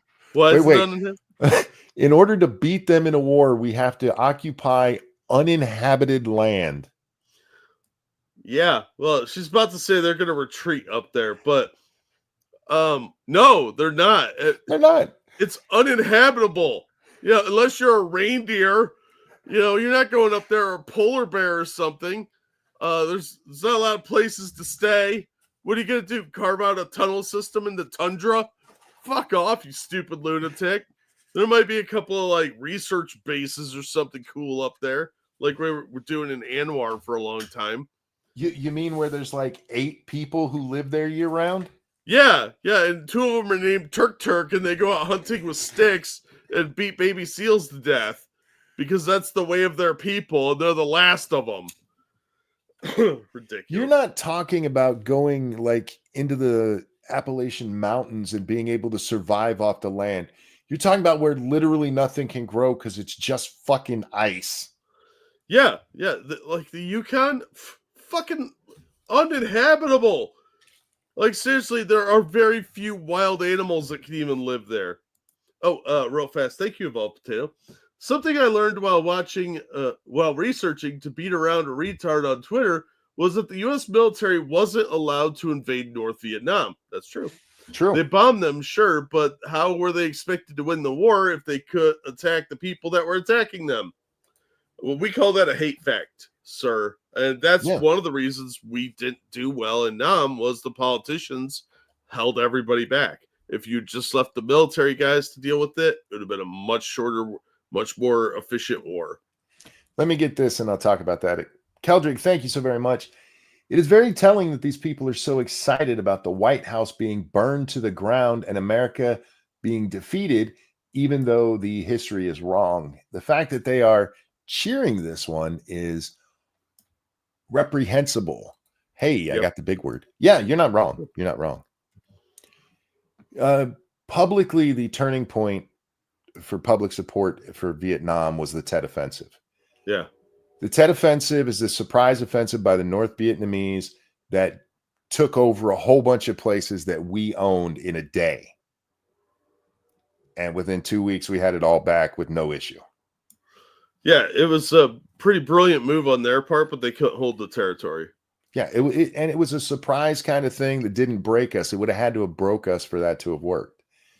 Yeah. The only reason we lost Vietnam is because we did not go in there to win Vietnam. We went in there to just hold off the communists out of South Vietnam. Yeah, they were trying to turn it into another North-South Korea situation. And the reason we didn't win in Korea is because we weren't trying to take over North Korea. Yep. You cannot fight a war that way. No, and it took the military a very long time to learn that lesson again. But that was largely the politicians sticking their fingers in everything, telling them what they could and couldn't do, and screwing everything up. You can't have lawyers running a war. And you know what? This is something Zelensky needs to get into his head because the Russians aren't like us. Yep. At some point, Vlad is going to realize that this is a stalemate, and he's not just going to be like, well, fuck it, we're backing out. He's going to come for Kiev. Yep. You got to remember that Putin remembers Afghanistan. Yeah. And what a quagmire that was for the Russians because it was the same clusterfuck problems we were having over there. You have a bunch of tribals. They were trying to make friends with them and it wasn't working out and they were stuck there for a decade. He doesn't want another one of those. So if Zelensky doesn't back down, he's going to fuck around and find out and Putin's just going to take over the whole damn country. Yep. And so far, he has had remarkable restraint from going into like Kiev and he proved he could do it very easily. And then he backed off because he just wanted that land connection between Russia and Crimea. All right. Land that touches the Arctic. You know how that worked out when the Nazis tried that with Russia, which is the equivalent of Canada on. Hey, Canada, how do you like being the equivalent of Russia? Yeah, do you like being compared to Stalingrad? On that part of the world, we gonna lose. Because she didn't even go into they're going to retreat to the Yukon. She's just like, you guys are going to have to go fight where nobody lives and you're going to lose because it's cold like it was in Russia. In the 40s. Like, she probably would have been better off using Napoleon as an example because he lost a lot more men. But I doubt she understands anything about Napoleon either. And for the record, Joy, we have tanks and stuff that are made for cold weather. We actually have our bases in cold weather areas. Wait, are you telling me we learned from the past? I don't know how much we learned, but we definitely made sure that we're adaptable. You mean like winter clothes technology has come a very long way since the 40s? Not just that, though, Jack. The places that they were fighting for in Russia had people in them. It wasn't the battle of bumfuck nowhere like it would be in Canada if we went to the Yukon to fight people who aren't even fucking there. They were fighting for Stalingrad and all the way into Moscow, depending on which war we're talking about, whether Napoleon or Hitler. There were people there. That's why they fought there. So you're This would be saying that The we're Battle not- of Ontario, which isn't that far away from us. Wait, are you telling me that when we go into the Yukon, it is not a war of get moose and squirrel? We're It's going not, after no. humans. This is so retarded. Oh. Canada, if we end up kicking your ass just to prove her wrong, I apologize. Yeah, but it's Joy Reid's fault if this happens. Because Yep. I mean, this is pretty insulting to our military. This smug bitch gonna have Canadians out there like, we could beat the US. Let's do it. Oh God, I hope not. You guys got shut down by truckers. What the fuck are you talking about? Yeah, and truckers won't have any roads by the time the U.S. Air Force is done with it. Trucks parked on your road stopped everything. People were so scared. Oh, We don't have enough troops to occupy. They are a country of 39 million people who have about as Who have no guns. yeah. We are almost literally 10 times the size of them. Like we have what, 320 million people here? Yeah, we have 10 times more personal guns owned than they have people who are unarmed, by the way. Yeah, I'm great resistance. Yeah, I'm sure your hunting rifles will hold up to our ARs. Good luck, guys. Like, Let me know how are those the bolt actual- action 22s work out for you. Like, why are they using actual automatic weapons? Because it's the military, fucker. What the hell is that? That's called a saw. It's 50 calibers of hot death. Run. Oh my god. You know what we could do with a Moab in fucking Canada? Oh my God, that'd be so devastating. Anyway. Okay, look, Canada, we're not going to invade you, and we shouldn't, but I would Liberals- rather they joined us to get away from their own government. liberals, I get it. You hate America, but you can't be that deluded. I know you think men can magically become women, but that's more likely than the Canadians beating the US military. I mean, unless they got some cool secret technology we don't know about Well, and China didn't steal yet. they do have the secret weapon of moose. Yeah, but And I mean, we've seen what emu can do to an army. it's true. I'm just saying, we need to make sure we bring all the 50 cows to deal with the moose. Yeah, I'm not real worried about Morris and Boris coming down here and fucking our shit up because, I mean, let's face it, Americans and Canadians get along pretty well, so they might change sides. Okay, this would be like somebody saying, "Hey, monkey, do you think you could beat Terry Crews in a fight?" And we go, "Oh, of course. Of course. I saw him get beat up in a movie once." You mean I can President take him. Camacho? Mighty Balzac, thank you. Never seen Joy this sassy before. Oh, she's done that sassy shit before on her own when she had a show. And Yeah, it was just as pathetic then and wrong. yeah, there's something Just- wrong with her mentally. For fun. You guys can't take Canada. Oh my god. This is somebody who's just read too many books like America totally lost Vietnam. They got their asses kicked. No, we didn't. Oh god. Real quick, thank you, Comrade Kitty, for that feminist donation. Just send in a couple of Skyrim cosplayers from Florida. The Canadians will be so freaked out by Floridians singing Skyrim and yelling the shouts and armor on alligators. I like where your thinking is, comrade. That's not a bad plan. I mean, maybe the Chinese could give us a run for our money, but in a straight up fight with the military technology taking nukes off the table, I don't think there's a country that could beat us one-on-one. They would And- have to pull some like asymmetrical warfare. And I only say, and I'm talking about again, conquest. We can't have a border war kind of thing. No. And I only say that because once again, our military is bigger than the next top 20 put together. Yeah. JB, thank you. I ordered a trilogy of movies called The Human Condition, which has a runtime of 9.5 hours. Part of the story is about the fall of Manchuria to Manchuria. the Soviets. The Soviets basically blitzed them. Yeah, Blitzkrieg works depending on, the time and how well it's carried out. There's a reason that worked for the Nazis so well. Oh yeah. Yeah. It was catching your enemy unaware with overwhelming force really is the way to go.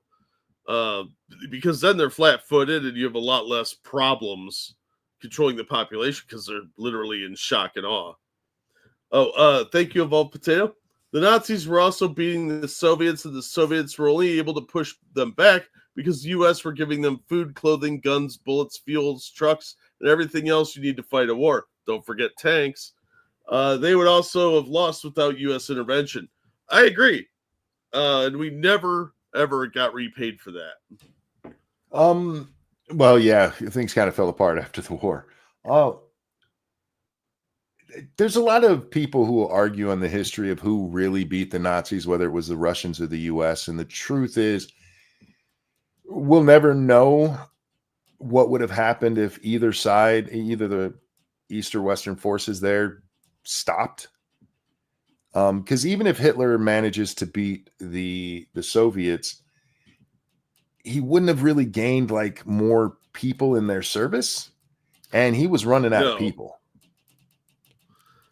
He was running out of people, and they didn't have any gasoline. Yeah, They didn't. Germany does not have a lot of resources of oil, and it's the same with the Japanese. I mean, they were just running out of people, and by the end, the reason the kamikazes come to be such a big thing is because they really didn't have gas to get back. Yeah, they weren't given enough, and a lot of them didn't even have guns. They were just carpet bombing with Mitsubishi airplanes. Yeah, but in a war of attrition with the United States in the 40s, we were going to win because we had all the production, and we have a huge country. And that's something a lot of people don't really understand. If you've never been to the United States, it's huge. Same with Australia. It's massive. There's tons of resources, and we have a fairly large working population. So we're able to outproduce most people. I've mentioned before, I really like watching videos of Brits who've come over here and then been like, you guys do not understand how big that place is.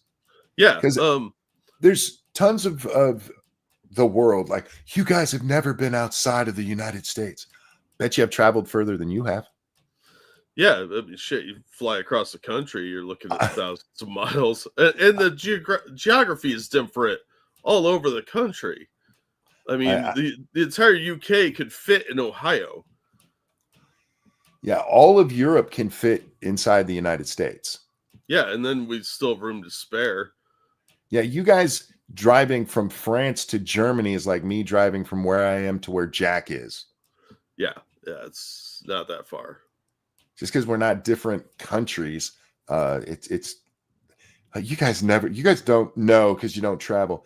Do you know how different the United States is from state to state, from city to city within the same state? There's a world of difference, Jack, between Detroit and where I live. Oh yeah, and not just like regional differences, but like accent even.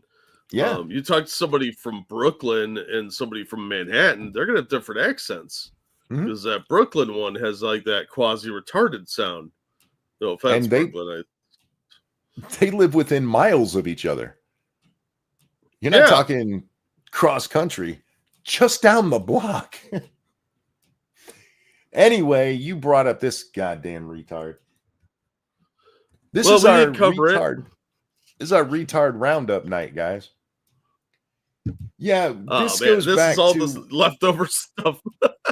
This goes back a couple of months maybe a month ago now, where we did watch a couple of videos because this became a big thing where the liberals all decided they were going to sing like it was a hippie fest. Yeah, yeah. And everybody broke out their acoustic guitars and relived their glory days of when that would get them laid. Yeah. It's so sad. This is the guy at the party nobody liked. We're joined together by this noble dream. You got that? So it's just all the good people, but the second line, part of this family, and the last line, we're joined together by this noble dream. Do that with me. He's teaching them the lyrics as they go. You couldn't pass out a lyric sheet, man. It's not that expensive. This is a song for all the good people. Come on. All the good people who are part of this family. This is a song for all. Isn't this an old hippie song? It might be. I'm not sure. I really can't tell because a lot of those songs sound the same. Do Freebird. I'd be impressed if he did Freebird. All the good people, we're joined together by this no. Some of these people are so desperate for the 60s back. It wasn't a good time, Oh, yeah. people. No, And it really wasn't. It's amazing to me how many of them are like, oh, you guys just want to go back to the 50s. And they're stuck in the goddamn 60s. It was a time of stink that wasn't seen again until the 90s. Yeah, thanks, grunge. Noble dream. Grunge was just hippies without a cause. Yeah. They were lazier than hippies. I don't want to wash. Let's not do that anymore. Well, this is a song for all of those dreamers. We're looking for answers to come our way. This guy used to be the National Institute of Health director under Obama. That's where Do your you guys tax feel- dollars go. Don't worry, he can barely sing and half-ass plays a guitar. We don't have to watch the end of this, do we? No. It's pretty fucking terrible. Yeah, it really is. I'm glad that this trend has died down a little bit, but I have a feeling it's going to come back here in a couple months as it warms up. Yeah, that's my fear too. I think we're gonna see, like the thing with the Tesla cars right now, where they're setting them on fire and vandalizing them. I think that's really gonna ramp up, and we're gonna start seeing more of this hippie shit come back. You know what I saw today that just warmed my heart? People driving big old gas guzzler trucks surrounding a Tesla dealership to keep it safe. Oh yeah, I saw a couple of events that were going on out there. I don't know. Hopefully you didn't send the video because I'm pretty sure we can't watch it because it's way obvious what the guy's doing. But did you see the video of the guy who reached up his own ass and wiped shit on a Tesla? Yep, he pooped in his own hand to wipe it on a Tesla. I did not include that. I've seen spitting, pissing, and shit rubbed on Teslas. Yeah, it's grow up, you sick freaks. And God, you know what gross. really bothered me about the one with the guy wiping shit on it, besides him wiping shit on it? He didn't wash his hands. He didn't even wipe it like off on his shirt or anything. No, he probably does that sort of thing pretty regular.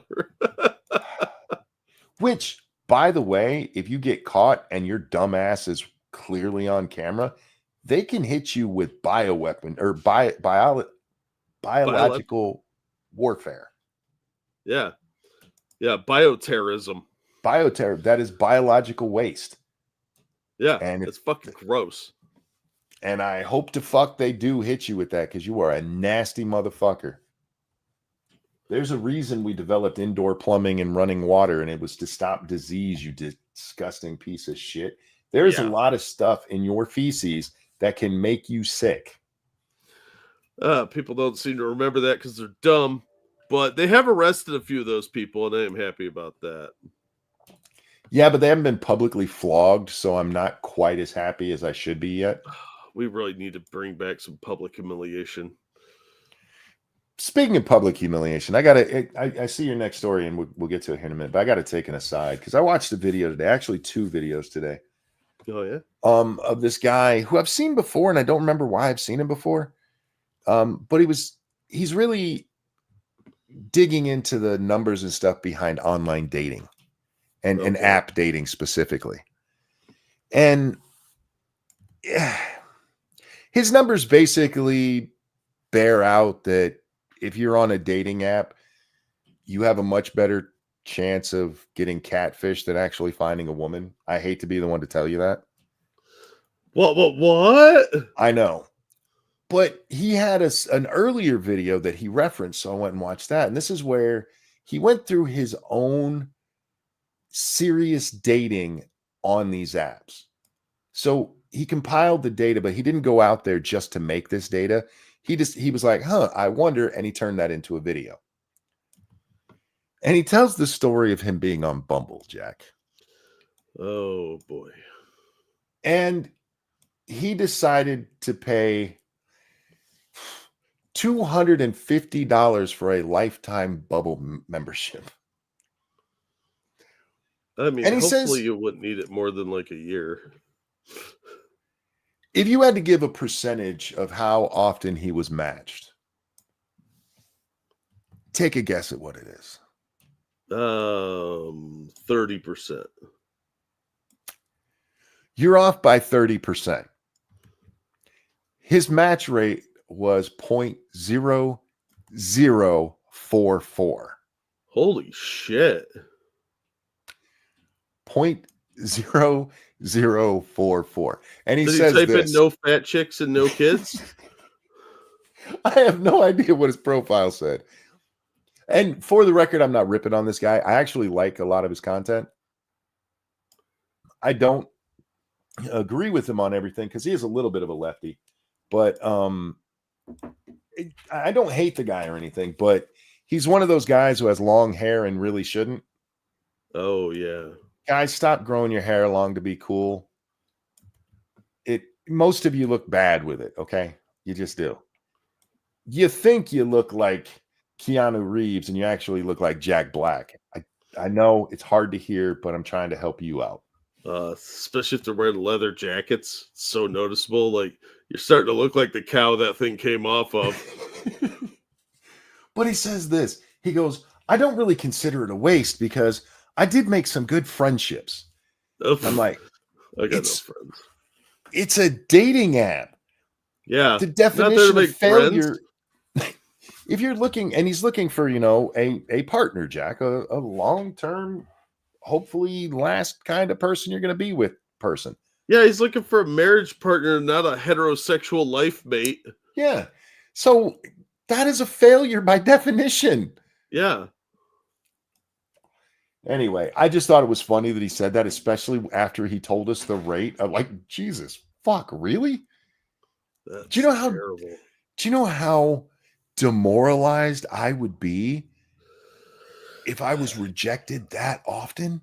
Well, let me explain a little something about dating apps, Monkey.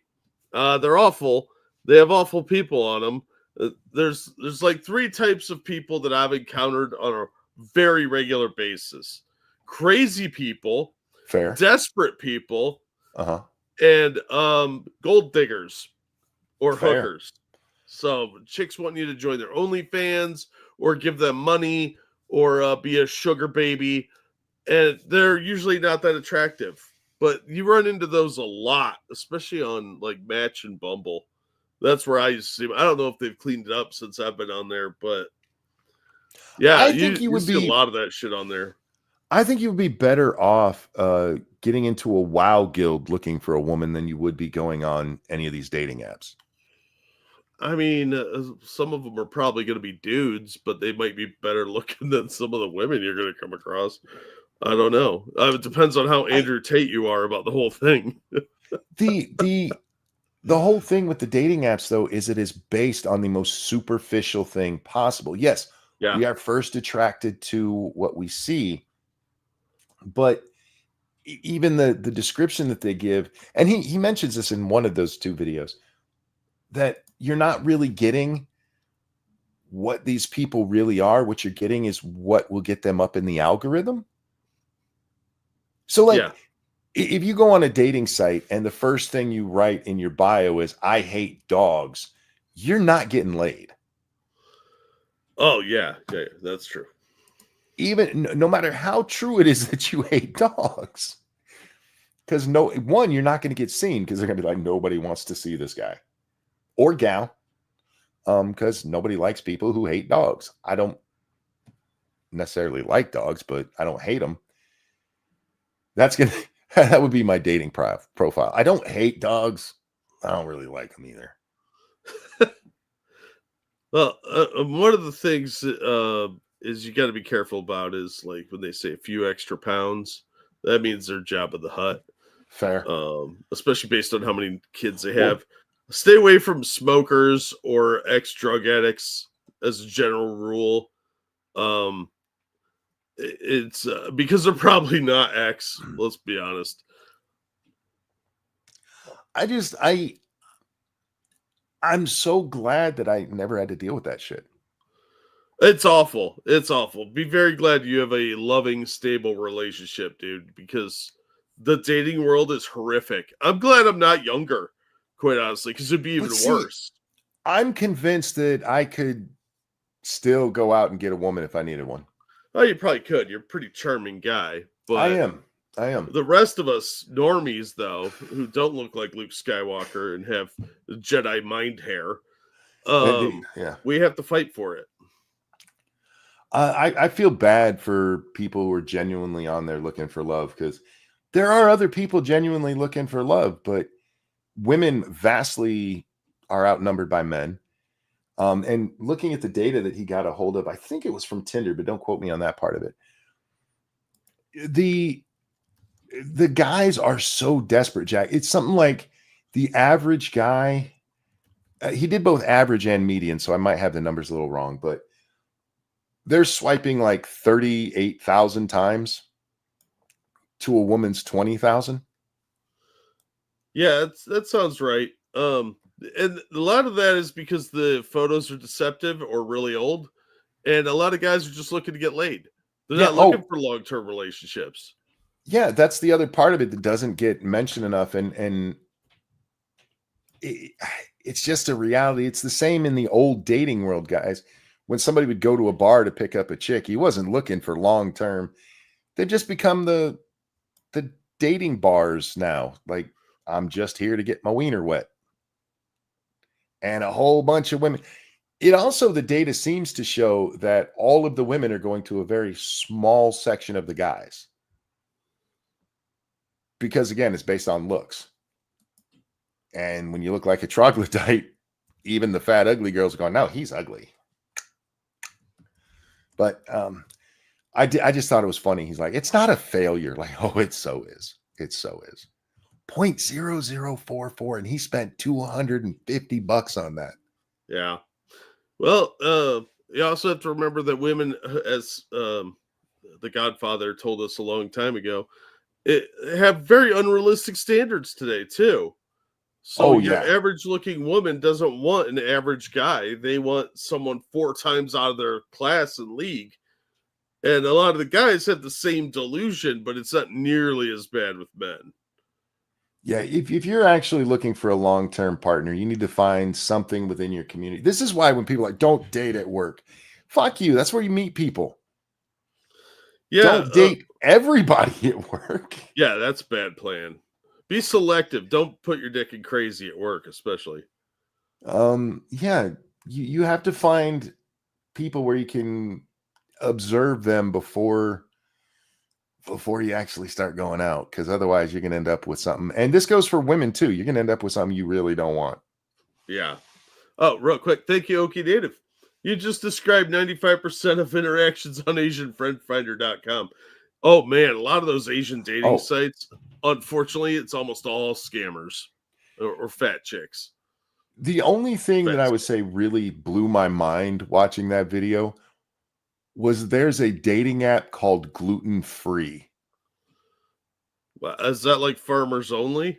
There is a dating app for gluten-free tards And look, if you actually have the thing that means you can't have gluten, I understand it. But most people are self-diagnosed, and you can eat gluten. Celiac disease is rare, dude. Yeah, you could actually eat gluten. You'll be fine. If you don't want to, that's fine. But stop telling me you're allergic to shit you're not allergic to. Do you know what allergies are? They're not just, I feel bloated. Oh my That's God. called a fart. Oh, no, women don't fart, remember? I do wonder what the ratio of men to women is on gluten-free dating app. I wonder what the ratio of women to straight men is, because I bet it's a lot lower than the gays on there. Oh my God. I didn't mean to get talking about the whole dating thing. That video was interesting me today, but that just reminded me of the shoe video, one of hers about dating, where some of these chicks will like ask a dude, hey, you want to go out? And the guy's like, I'm gay. And they're like, how dare you be gay? You probably have a little dick. Like, Wow, that's fucked up. it's weird. That's very weird. For those of you gentlemen out there who've never done it, if you want to see women really lose their mind, turn them down sexually. It is funny as fuck how much they lose their mind. Oh, that is true. But they probably already had a couple of screws loose holding the casing in, if you know what I'm saying. Even if you're married, you married guys out there, you know, your wife, unless you're weird and actually gay, your wife has probably turned you down for sex before. But I'm too tired, honey. Try that shit with her. She'd be like, why are you cheating on me? Why do you hate me? Do you think I'm fat? It is the funniest thing. It's mean. So don't do it. But it is funny. If you want a really negative reaction when she says, why don't you want to date me? Do not say it's because you're fat. No, never say that. You are going to intercept a purse that has a brick in it. I got annoyed at my wife for not putting out one night. And so I said, fine, fuck it. We're not fucking anymore. And then it became a game to her to have sex with me. And when I kept saying no, she got mad, dude. I'm like, you didn't even want to 10 minutes ago. Why are you mad now? Don't try and figure it out, man. Because women are not used to being the ones who are rejected. And they can't take it. And ladies, you don't want to be the ones who are rejected. It sucks. It sucks. Yeah, it's awful. But, I mean, they have no problem rejecting men over trivial things, but you reject them and it's suddenly everything gets all single white female. Yeah. But yeah, it was funny as fuck. I'm not going to lie. I laughed so hard. Real quick. Thank you, Evolved Potato. Being younger, I do use dating apps. Tinder is shit. Bumble is worse. Hinge is better, but not by much. I'm not familiar with that one. You can also filter by race, so I can find the sexy Asians better. Nice. But I also actually try and make sure we have things in common before I take them out. Yeah, you know, there's a lot of them that'll just go out on a date with you for free food. And they won't have any interest in you whatsoever. So try and find some common ground first. Hey, Otter, how you doing? The Grand Monkeys are good. Thanks for asking. Hey, Otter. All right. I will read this if you want. I doubt we're gonna read much of this. Well, Frosted sent me this a long time ago, actually. I couldn't tell from where it's at. You know when you bring up Medium articles, you don't have to tell me it came from Frosted, right? Well, the audience likes to know. Would Jesus send weapons to Ukraine? Reflections on the Sermon on the Mount. No. You know, the one that was all about war with Russia? That Jesus sermon? You know, I think people misinterpret what turn the other cheek means. Because for some, it seems to be just walk away from the fight. And that's not actually what Jesus said. He was saying, give them the other cheek so they can hit it too. And then you punch him in the gut. So what Jesus would do would be like, no, Vladimir, just let him bomb you more. I'm just going by the text. Hey, AP, how you doing, my friend? Hope you're well, bud. Yeah, look, Christianity is very strong on peace. But if you read that book, there's a lot of war in it, too. A lot of killing. So it's why the Jesus. mistranslation of "thou shalt not kill" really pisses me off. It's "thou shalt not murder." Murder. Yeah. Jesus Christ arrives in an Apache. That would actually be kind of cool. I would watch that movie. Would Jesus become a gun runner to Ukraine? It's a question I never would have thought about until now. If you didn't get high and think of that, then you're a tard, or you were just, I said this earlier because James Lindsay insists on pissing off Christians doing his best Sam Harris imitation. That's just lazy copy of a shitty copy. Well, it is amazing how many of these people seem to think that they're Christopher Hitchens, who was a brilliant guy. He was a great rhetorical thinker and sold his message very well, no matter what you think of the guy. And he wasn't openly antagonistic like you see online atheists be. And y'all all think you're Hitchens and you're dollar store Harris at best. Yeah, Sam Harris is a shitty replica of Christopher Hitchens. Mm-hmm. He thinks he's Hitchens, but he's no Hitchens. No, Hitchens was a very logical guy, and Harris is a very emotional guy. Harris is a bitch, and he's not nearly as smart as he thinks he is. Hitchens is one of the few atheists I can actually stand. Yeah, because he was at least respectful to people that disagreed with him, and not that condescending, boorish, "Oh, you're a dummy because you are not an atheist." Like, whoa, I'm so much better than you. Fuck off. Dawkins was also very good. We just disagree on that. That man's a cunt. He had some good points occasionally, but overall, he was a giant twat. He's still alive. He's still a douche. Oh, is he still alive? Oh, last I knew, he was on Twitter at least last year or the year before that. Every so often, I don't follow him, but he pops up in my feed because people are like, "Look what this tard said." And before anybody like, "You just a Bible thumper." No, I'm agnostic because I'm honest. Anyway, where are we? Sending weapons to Ukraine seems like the obvious at first. Vladimir Putin could not be allowed to invade the neighboring country without opposition. Otherwise, Ukraine could become what it used to be, what it still largely is. Part of the Iron Curtain. Ukraine could become merely the first of several conquests in Eastern Europe. No, because the rest of Eastern Europe is in NATO, and it wouldn't happen.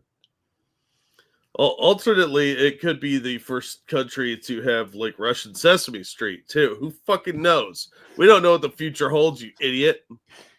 But we do, because this is their whole thing with the Ukraine. We got to stop him. He's going to take over all of Europe because some other guy said so. Man, I'm scared. Europe might turn socialist. Wait. Do you know why he's fucking with them? Because they're not part of NATO. They have all that delicious farmland. Yeah. Look, if they were part of NATO, this war never happens. Because it puts Russia in direct conflict with us. Yeah, not with NATO, because nobody gives a fuck about NATO. We have enough corrupt countries in NATO. Their whole thing, if Ukraine falls, he's going into Poland next. What is Ukraine going to do for him that's going to help him overcome NATO, or more appropriately, the United States military? Any action on these Eastern European countries would be a direct implication of Article 5. All of us would have to come out and support them militarily. Anyway, well, technically, Jack, we could be like, "We support you," but we wouldn't do that because everybody knows what Article 5 really means, even if most countries don't actually chip in. Yeah. Where are we? Other dictators would heed the lesson and launch their own invasions with mass casualties and never reverberations throughout the global economy. Reading Dan Foster's discussion of Jesus and empire, I began to wonder, would Jesus send weapons to Ukraine? Probably not, because he's not on the planet right now. You don't know that, first of all. Second of all, what if he's talking about Trump? Dude, I seem to recall that when Jesus comes back, a lot of shit's going to happen. No, that's when he reveals himself. See, he could have come back and just been like, chilling in a loft in Soho. Oh, like he was going to bring about the end of times, but he found something on Netflix and got distracted. Yeah, like he just isn't getting around to it yet. He's like, yeah, I'll do it, Dad. Just leave me alone. I'm busy. He's getting a degree. Where are we? Jesus, after all, taught his followers to turn the other cheek. He refused to stone the adulterous woman. He preached and practiced nonviolence, even to the point of willingly submitting to torture and crucifixions for. Okay, he didn't agree to the torture and crucifixions for his crimes because he was nonviolent. It's because he believed that was his sacred duty. Yeah, to cleanse the planet of all the human sins. That was just him being an obedient son. Yeah, the other stuff, okay, I can kind of give you, but you can't put the crucifixion on his nonviolence. That was his whole reason for being. And again, look, I don't care if you're atheist or not. That's what we know about him, is that's what he was thinking. Yeah, like his whole message was like forgiveness and love and all that other hippie shit. But I mean, if you read the book of Revelation, he's going to be really pissed when he comes back. Sounds like a non-Christian wrote that. What a odd sentence. Well, this happens a lot of times when people who don't either understand, or I don't think you necessarily need to read the Bible to understand it. You do need a good interpretation of it. Yeah. But it's like we see every year, like Mary was an illegal immigrant. No, she wasn't. They wouldn't let her in the inn because she was poor. No, they were full. Yeah, like, I mean, you just have to know a couple of like Christmas carols to know that one. Yeah, I mean that's so lazy. There's a lot of people who try to use the Bible against Christians and have no idea what, even when they have the words right, have no idea what they're saying. Thank you, tall person. Holy, can't stay, heading to my job. Got one of them jobs. See you on the rewatch. Happy National Cheesesteak Day. Ooh, I could go for a cheesesteak with some onion and pepper. Yeah. Oh, well, have fun at work, dude. Yeah, enjoy your day at work, man. Hope it passes quickly for you, my friend. Yeah. And thank you for the donation. Where are we?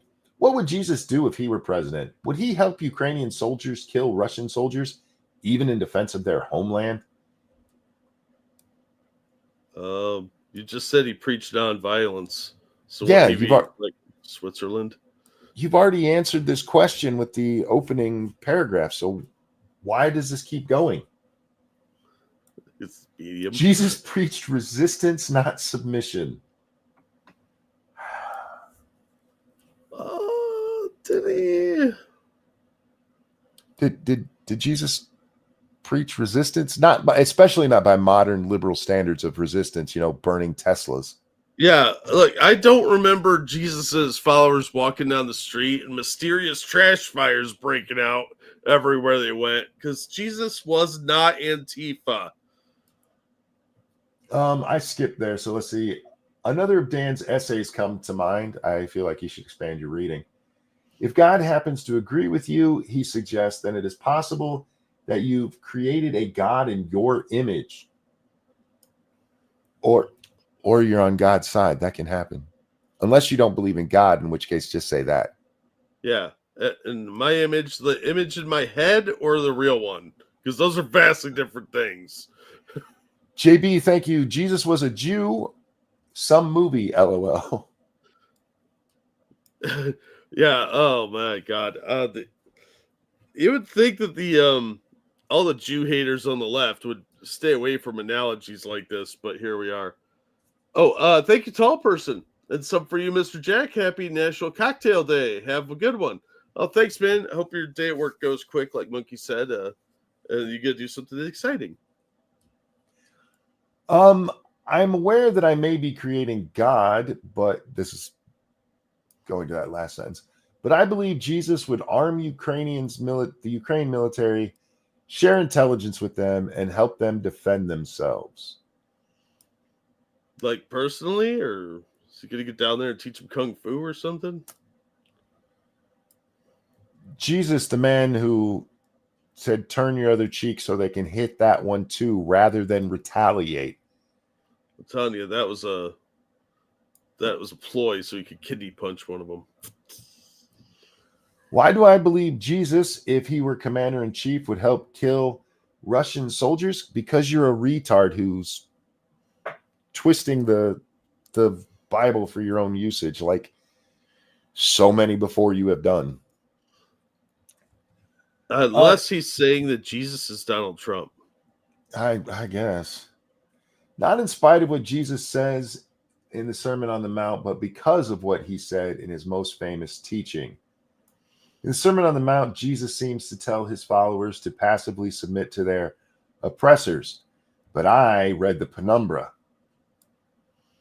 When you explore Jesus' context, however, you realize that Jesus preached resistance. Of course you do. Let's break down what Jesus says in Matthew 5:38 through 45.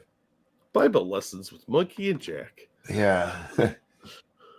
You have heard what it was said, eye for an eye and a tooth for a tooth, but I will tell you, do not resist an evil person.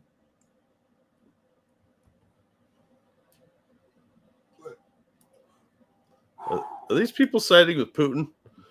I just gotta back up a second. Okay. I believe Jesus was for resistance.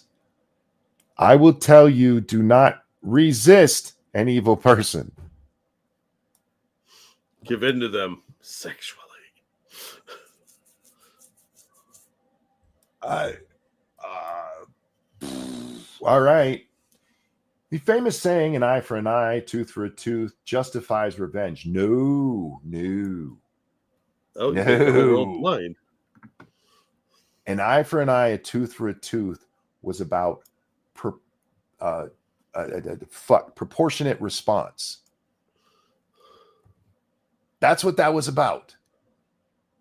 Instead, hey, you took my eye, I get to kill you. No. An eye for an eye, a tooth for a tooth. It was not about revenge. It was about controlling yourself. That's what you don't understand, Monkey. Hidden in the Penumbra is Jesus was all about revenge. All right. Oh, maybe they're going to say what I just said. I stopped before I should have. No, you probably did. It seems to justify revenge, doesn't it? And Jesus says we should seek revenge. We shouldn't seek revenge even when from an evil person. Zelensky in Ukraine should just roll over, right? Not so fast.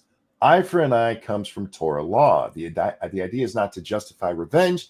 It is to limit punishment. Thank you. All right, you got that part right. I'll give you credit. My bad. I jumped on you there.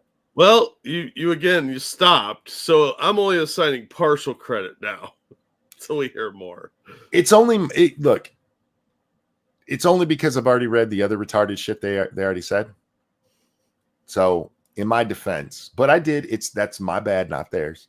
When I mess up, I admit it. Oh no, you're fine. I don't trust these people. It's medium. If somebody gouges your eye out, you don't get to take both of their eyes in retaliation. If someone punches you, you don't get to demand their execution. If someone steals $100 from you, you can't just insist on $10,000 in restitution. No, that's when you take their eye. When Jesus undercuts eye for an eye, he does not undermine the right to self-defense as an individual or a nation. He asks his followers, no, he absolutely did. What are you talking about? This is why I've often said I don't think Jesus read the Old Testament, because there's some clear contradictions there. No, Jesus was citing new updates. He was like the software tech. We were moving up to God 2.0. And look, if this gets into some deep theology that we do not have the time and I do not have the inclination to get into, there are within the beliefs reasons for why this happens.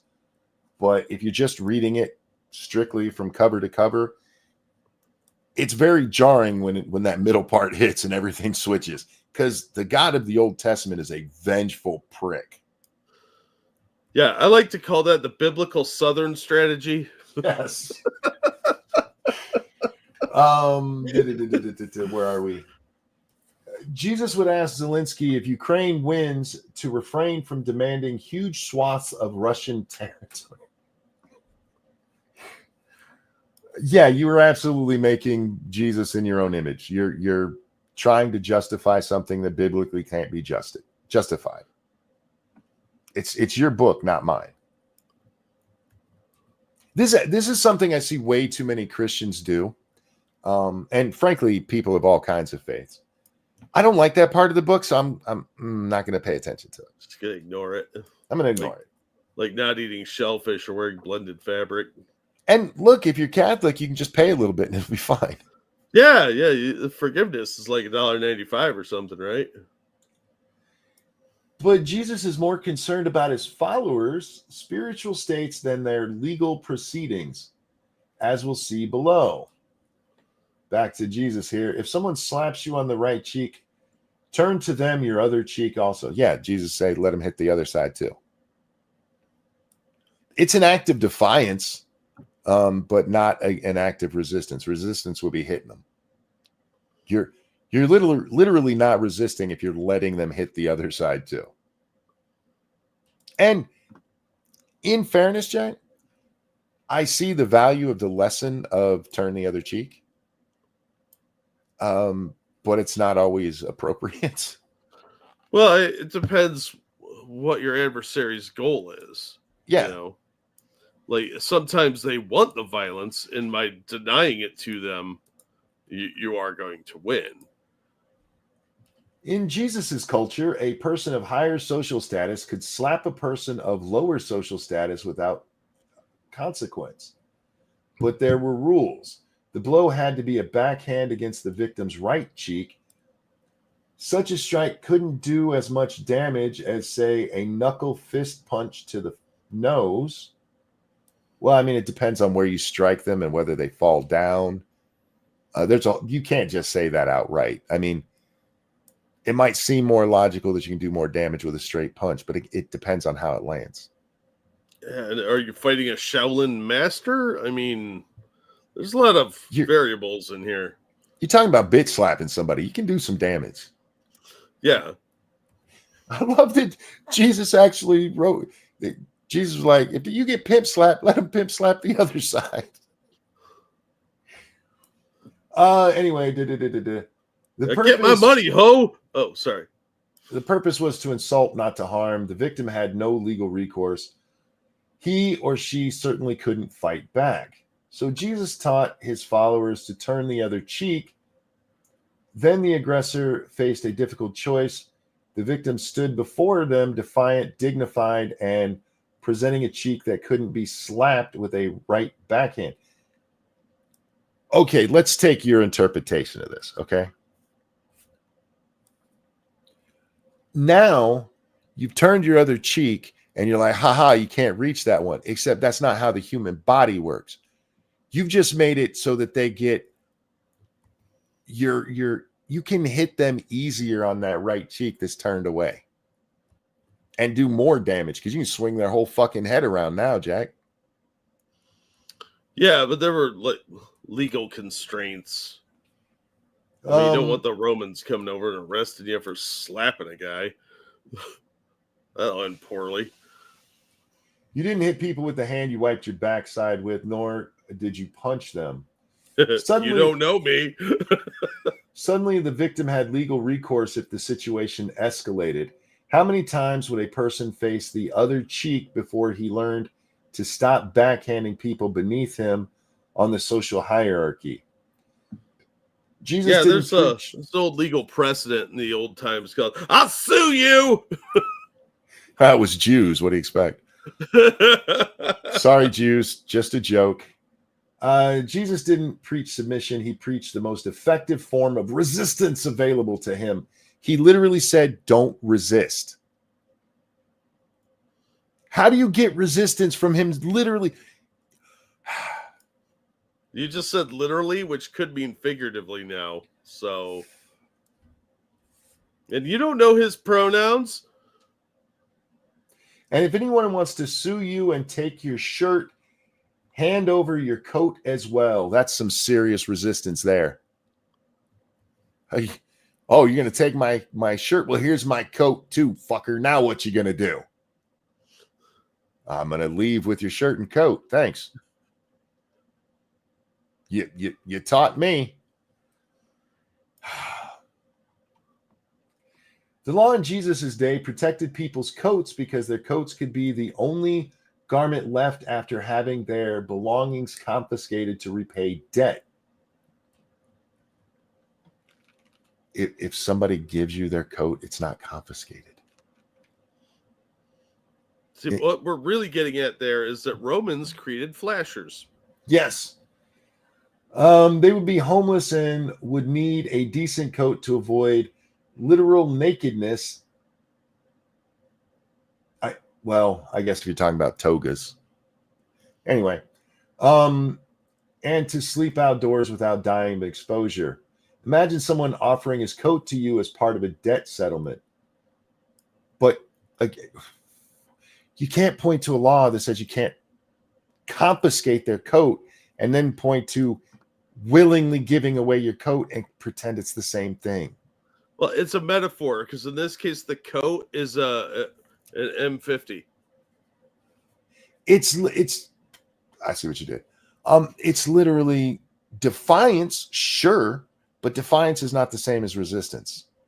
Not when you're talking, especially in a military conflict, in physical conflict, resistance and defiance are two different things. Anyway, wouldn't you rethink that whole thing? What would people say about you after all? They'd say, I'm going to try it. I'm going to sue that guy for his pants. See if I can't get some underwear out of this bitch. That's the free coat guy. His name's Burlington. Dangerous, thank you. As Jesus said to his followers, turneth your other cheek, reacheth deep inside, and wipeth your darkness on every sinner's donkey you cometh across. This resistance Bible is weird. Yeah. I get what they're trying to go for with this thing, and they're just reaching too far. They probably should have stopped with the eye for an eye part. Where are we? Imagine someone offering you his coat as part of a debt settlement. What would people say about you after all? Perhaps you'd even return the clothes or maybe just not sue poor people anymore. Sure. Again, Jesus. Is this some free housing nonsense? I don't know where we're going here. This is kind of all over the place. Again, Jesus teaches us to confront our oppressors with difficult choices in which further oppression brings. I can't even read this nonsense. I'd like to point out two funny comments. Number one, Stevie J said, "Please don't smear my electric donkey." And JB said, "Jesus said if you get attacked, curl up in the fetal position and poop yourself." If anyone forces you to go 1 mile, go with them 2 miles. Okay, let me help you with your metaphor here, okay? Because in each of these instances, Jesus is like, give them more than they're doing to you. Let them hit your other side. Let them take your coat. Walk 2 miles just to show them you don't give a shit about that mile you walked. To make that appropriate here, you wouldn't give Zelensky weapons. You'd be like, he wants the Donbass region. Give him Odessa too. to show that motherfucker that you don't care about him taking your stuff. You're above that violence. He wouldn't be like, give him some javelins. Yeah, I don't think he means like. Oh, I think what they're saying is, if Russia wants to take the Donbass region, you give him all the missiles he can handle. That's not quite.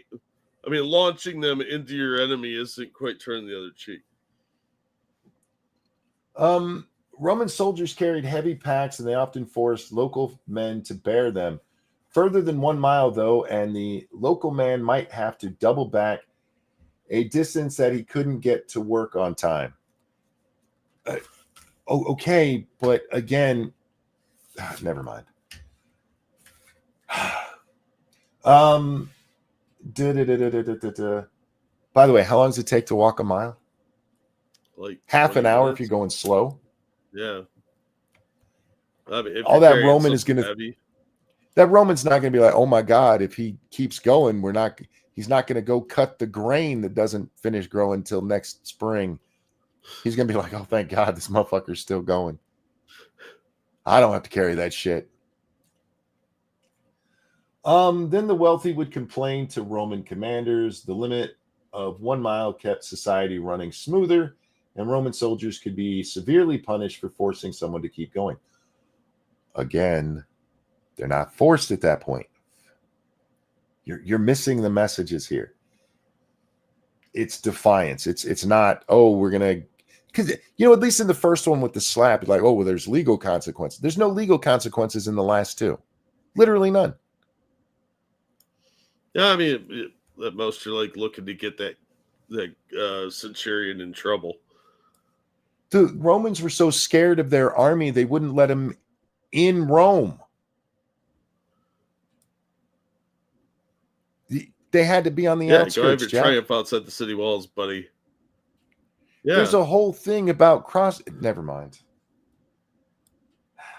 I'm done with this. Rome stupid shit. was a circus monkey. You seem to keep forgetting this. Rome girl taught us so much. No, Jesus would not give arms to them. Jesus would give them Odessa. That's all. Or if you want to go by that, you'd have to pick some place that the world would just be like, oh my God, they got that too. Well, yeah, Odessa would be the one. That would give them complete control of the Black Sea. Yeah. Yeah. I get what you're going for, but look, stop trying to force. I don't know how to tell you this, but the Bible doesn't fit all situations. It just doesn't. Oh, fuck no, we're not doing another medium. No. Sorry, bro. Medium No, is you're retarded, and it's like beneath the low-hanging fruit. What is it? It's rotting on the ground. One a day is my yeah, I limit. think that's a generous assessment. It almost feels mean because they're clearly retarded. They are clearly retarded. Thank you, Dangerous. Maybe it's just me, but this idiot seems to think that more powerful people could be shamed in how they treat lesser people. Don't think that would work in a society that views some people as lesser. Well, I mean, it is a mistake that they make there, where they're putting more modern sensibilities on there. They would be shamed for taking the coat too. You think they would have cared? Seriously? I can't believe you took Jebediah's coat when he gave it to you, you monster. And the guy be like, yeah, but look how cool this coat is. You know how much I'm gonna sell this shit. You know how much I'm gonna get for this? On an individual basis back then, there would have been a lot more social norms being violated. Modern sensibilities don't work that way because people are greedier now. And they have no shame. I wholeheartedly disagree. Greed is as old as prostitution, man. Yeah, but I think there was a lot more social pressure back then for conformity because you lived in smaller communities. So some of the messaging would have had a different impact at Jesus's time than it would in ours. Um,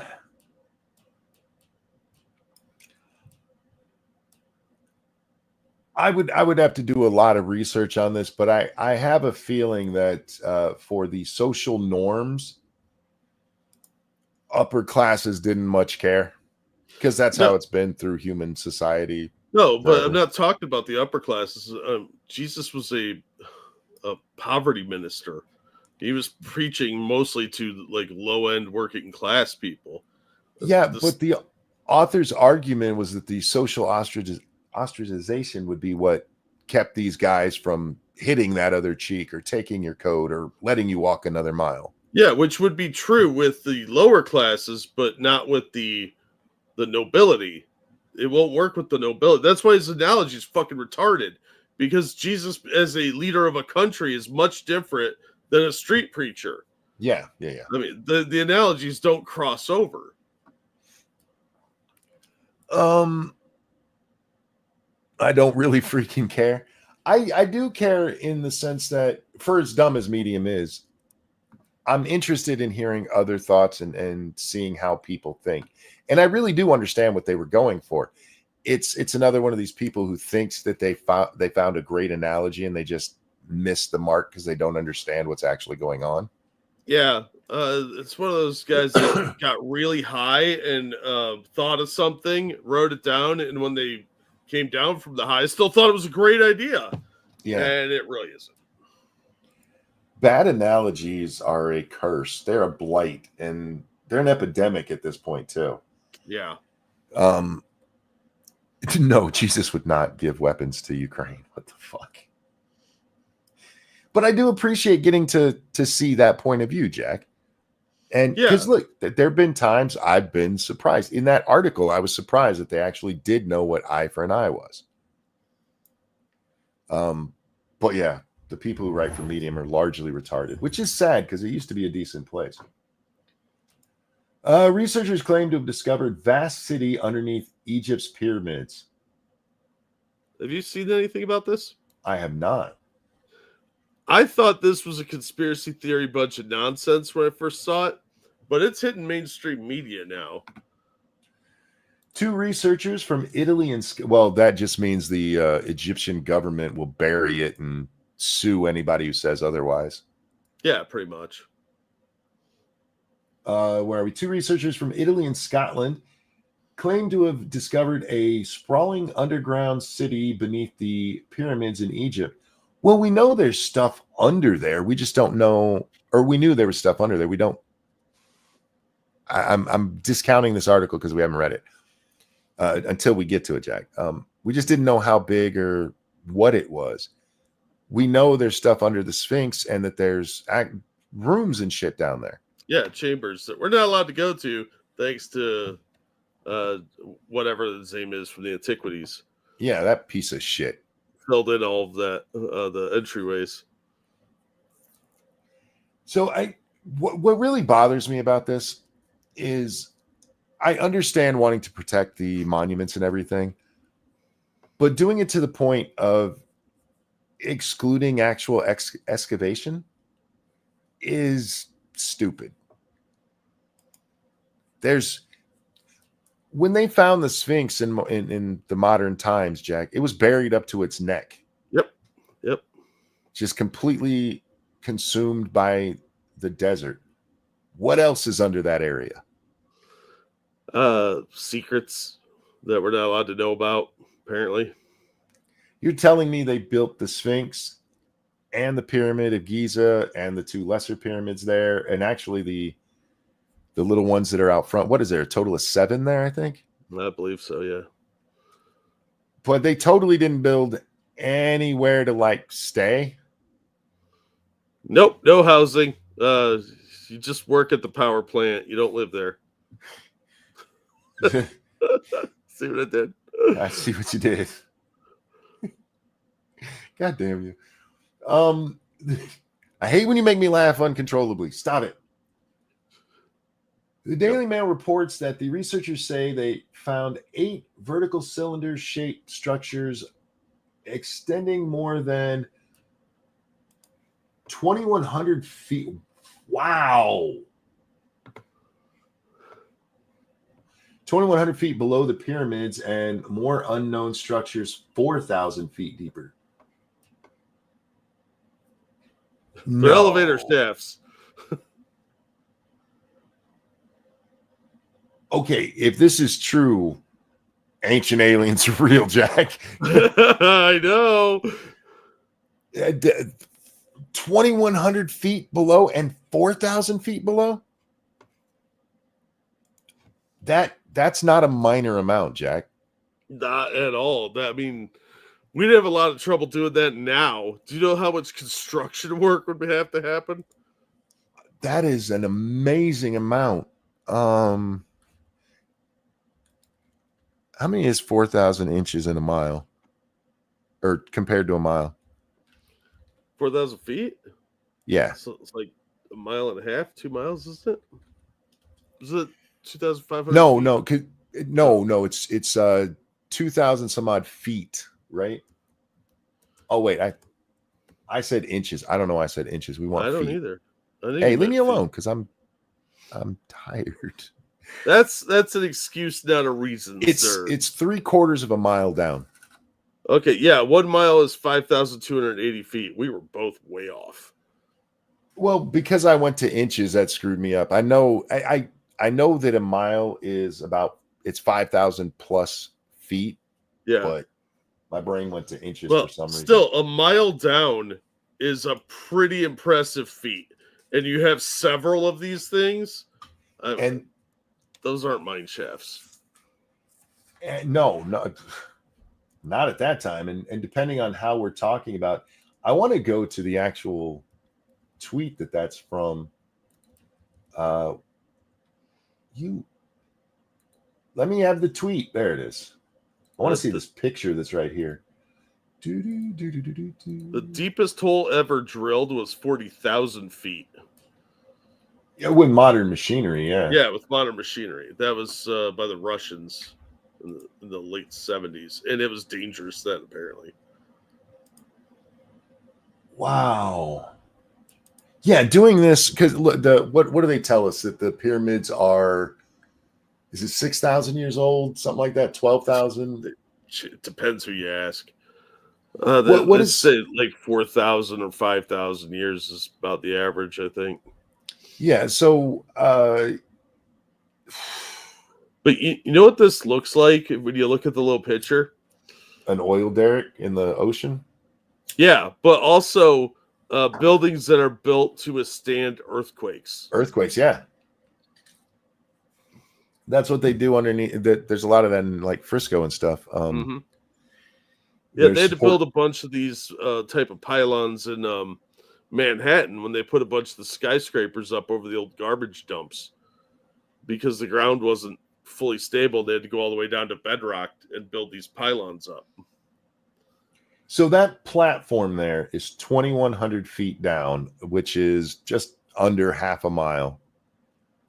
And another 2,000 feet down is where these pylons are. That is incredible. All right, back to our story.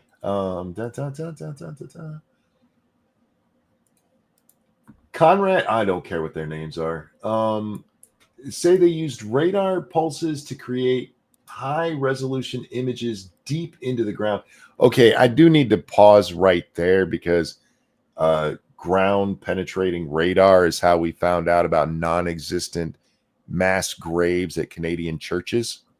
Well, everybody knew those were bullshit except for the people pushing the propaganda. Fair enough. So, and some of those were actual graveyards, but they knew about them. Yeah, and they knew weren't. who was in them. So, but look, if any of this is even remotely true, it really can change what we know about the Egyptians. They observed massive structures 10 times larger than the pyramids. Fuck. I'm guessing they mean plane wise, not height wise. Well, I mean, if they're looking at those pylons, they would have to be taller than the pyramids. How tall is the Great Pyramid? Any idea? Anybody? I'll look it up quick. Somebody find out how tall the Great Pyramid is for us. To put this in perspective, the World Trade Center Freedom Tower is, 541 meters high. These support shafts are 100 meters taller than the replacement to the World Trade Center. Yeah. Wow. The meter's 3 feet, by the way. And the Great Pyramid is 451 feet tall. Oh yeah, that would, well, going to the bottom of the pylons would be 10 times, so height wise. Yeah, there's plenty of room, but not for 10 times larger height wise, it wouldn't be. So we're talking about a sprawling complex here. Wow. All right. They claim to have seen spiral structures on the sides of the shafts. Those are veins. Springs. The springs. So for earthquakes. You missed my dick joke there, man. Oh, I got your dick joke. You didn't laugh at my dick joke, man. No, because I don't laugh at giants' wieners. Giants are huge creatures, and I don't want them smiting me with their wiener. This is fucking interesting, dude. I know. That's why I gave you the article. I'm not always trying to give you some douchebag article. Just most of the time. Not everyone is convinced. Several experts are raising concern. All right. Experts who have a narrative to push, yeah. Yeah, we'll get to that in a second. These are the same experts that say the clear water erosion on the Sphinx enclosure is wind related. Yeah, they're dumb. You know how the wind rounds stuff off? Yeah, you know, it has like runoff. It Like rain cascades does. down. It traces a plant life from 18,000 years ago. Fuck. You know, totally what the wind does. I don't discount everything just because experts say it, unless I hear they're Egyptologists. They Yeah, are then I'm going to discount them very quickly. literally everything they say without. I need proof if they're going to say it, Yeah. because they are lying shitbags. Anyway, several experts are raising concerns over the interpretation of the data, cautioning that natural formations might be mistaken for man-made structures. Yeah, natural formations of circular pillars. I mean, yes, natural things can be mistaken, but I would have to see the actual radar and everything and understand way more about how it works. But this is 2025, Jack. We could settle this pretty quickly. Got some digging. Yeah. It wouldn't take that long to go down that far adjacent to the pyramids and see what's under there. Yeah, but then you got slee stacks crawling up out of the ground, wondering what you're doing in their house, like you're the Marshall family. Egypt is rising up, getting our attention as the truth is coming to the surface. Massive structures under the Great Pyramid of Giza, discovered in 2022, were just now being. Of course, they discovered it 2 or 3 years ago now. Just releasing it now. Not tombs, they are power plants. Egypt is Atlantis harnessing the energy. There is a theory that the Great Pyramid of Giza is actually basically a Tesla coil. I've heard dumber stuff. So, I mean, I don't know. I don't think anybody remembers what those buildings were actually built for because they weren't tombs. Mm-mm. Nobody was ever buried in the pyramids. Only one of them has a sarcophagus, and it was added later, and that's easily proven. The ones we do know that were built by man, if you look at them, they look like dumps.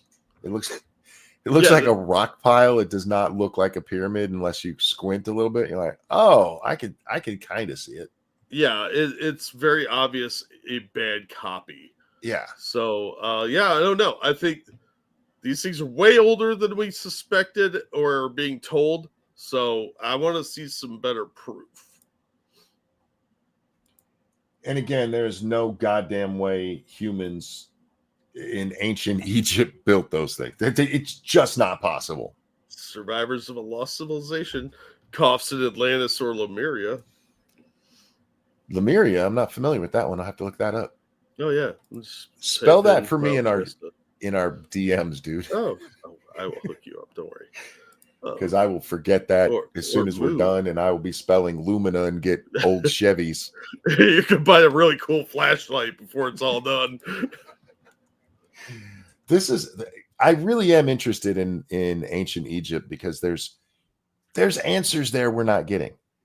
And again, I'm not actually saying it's aliens. I think that's as plausible as no, slaves lifted those rocks. Frankly, it's more plausible that aliens did it than humans. Well, there's no evidence of where's all the work camps and all the like indentations in the ground where you had to move all these giant rocks. What did they have levitation devices? Because not a lot of fucking trees down there.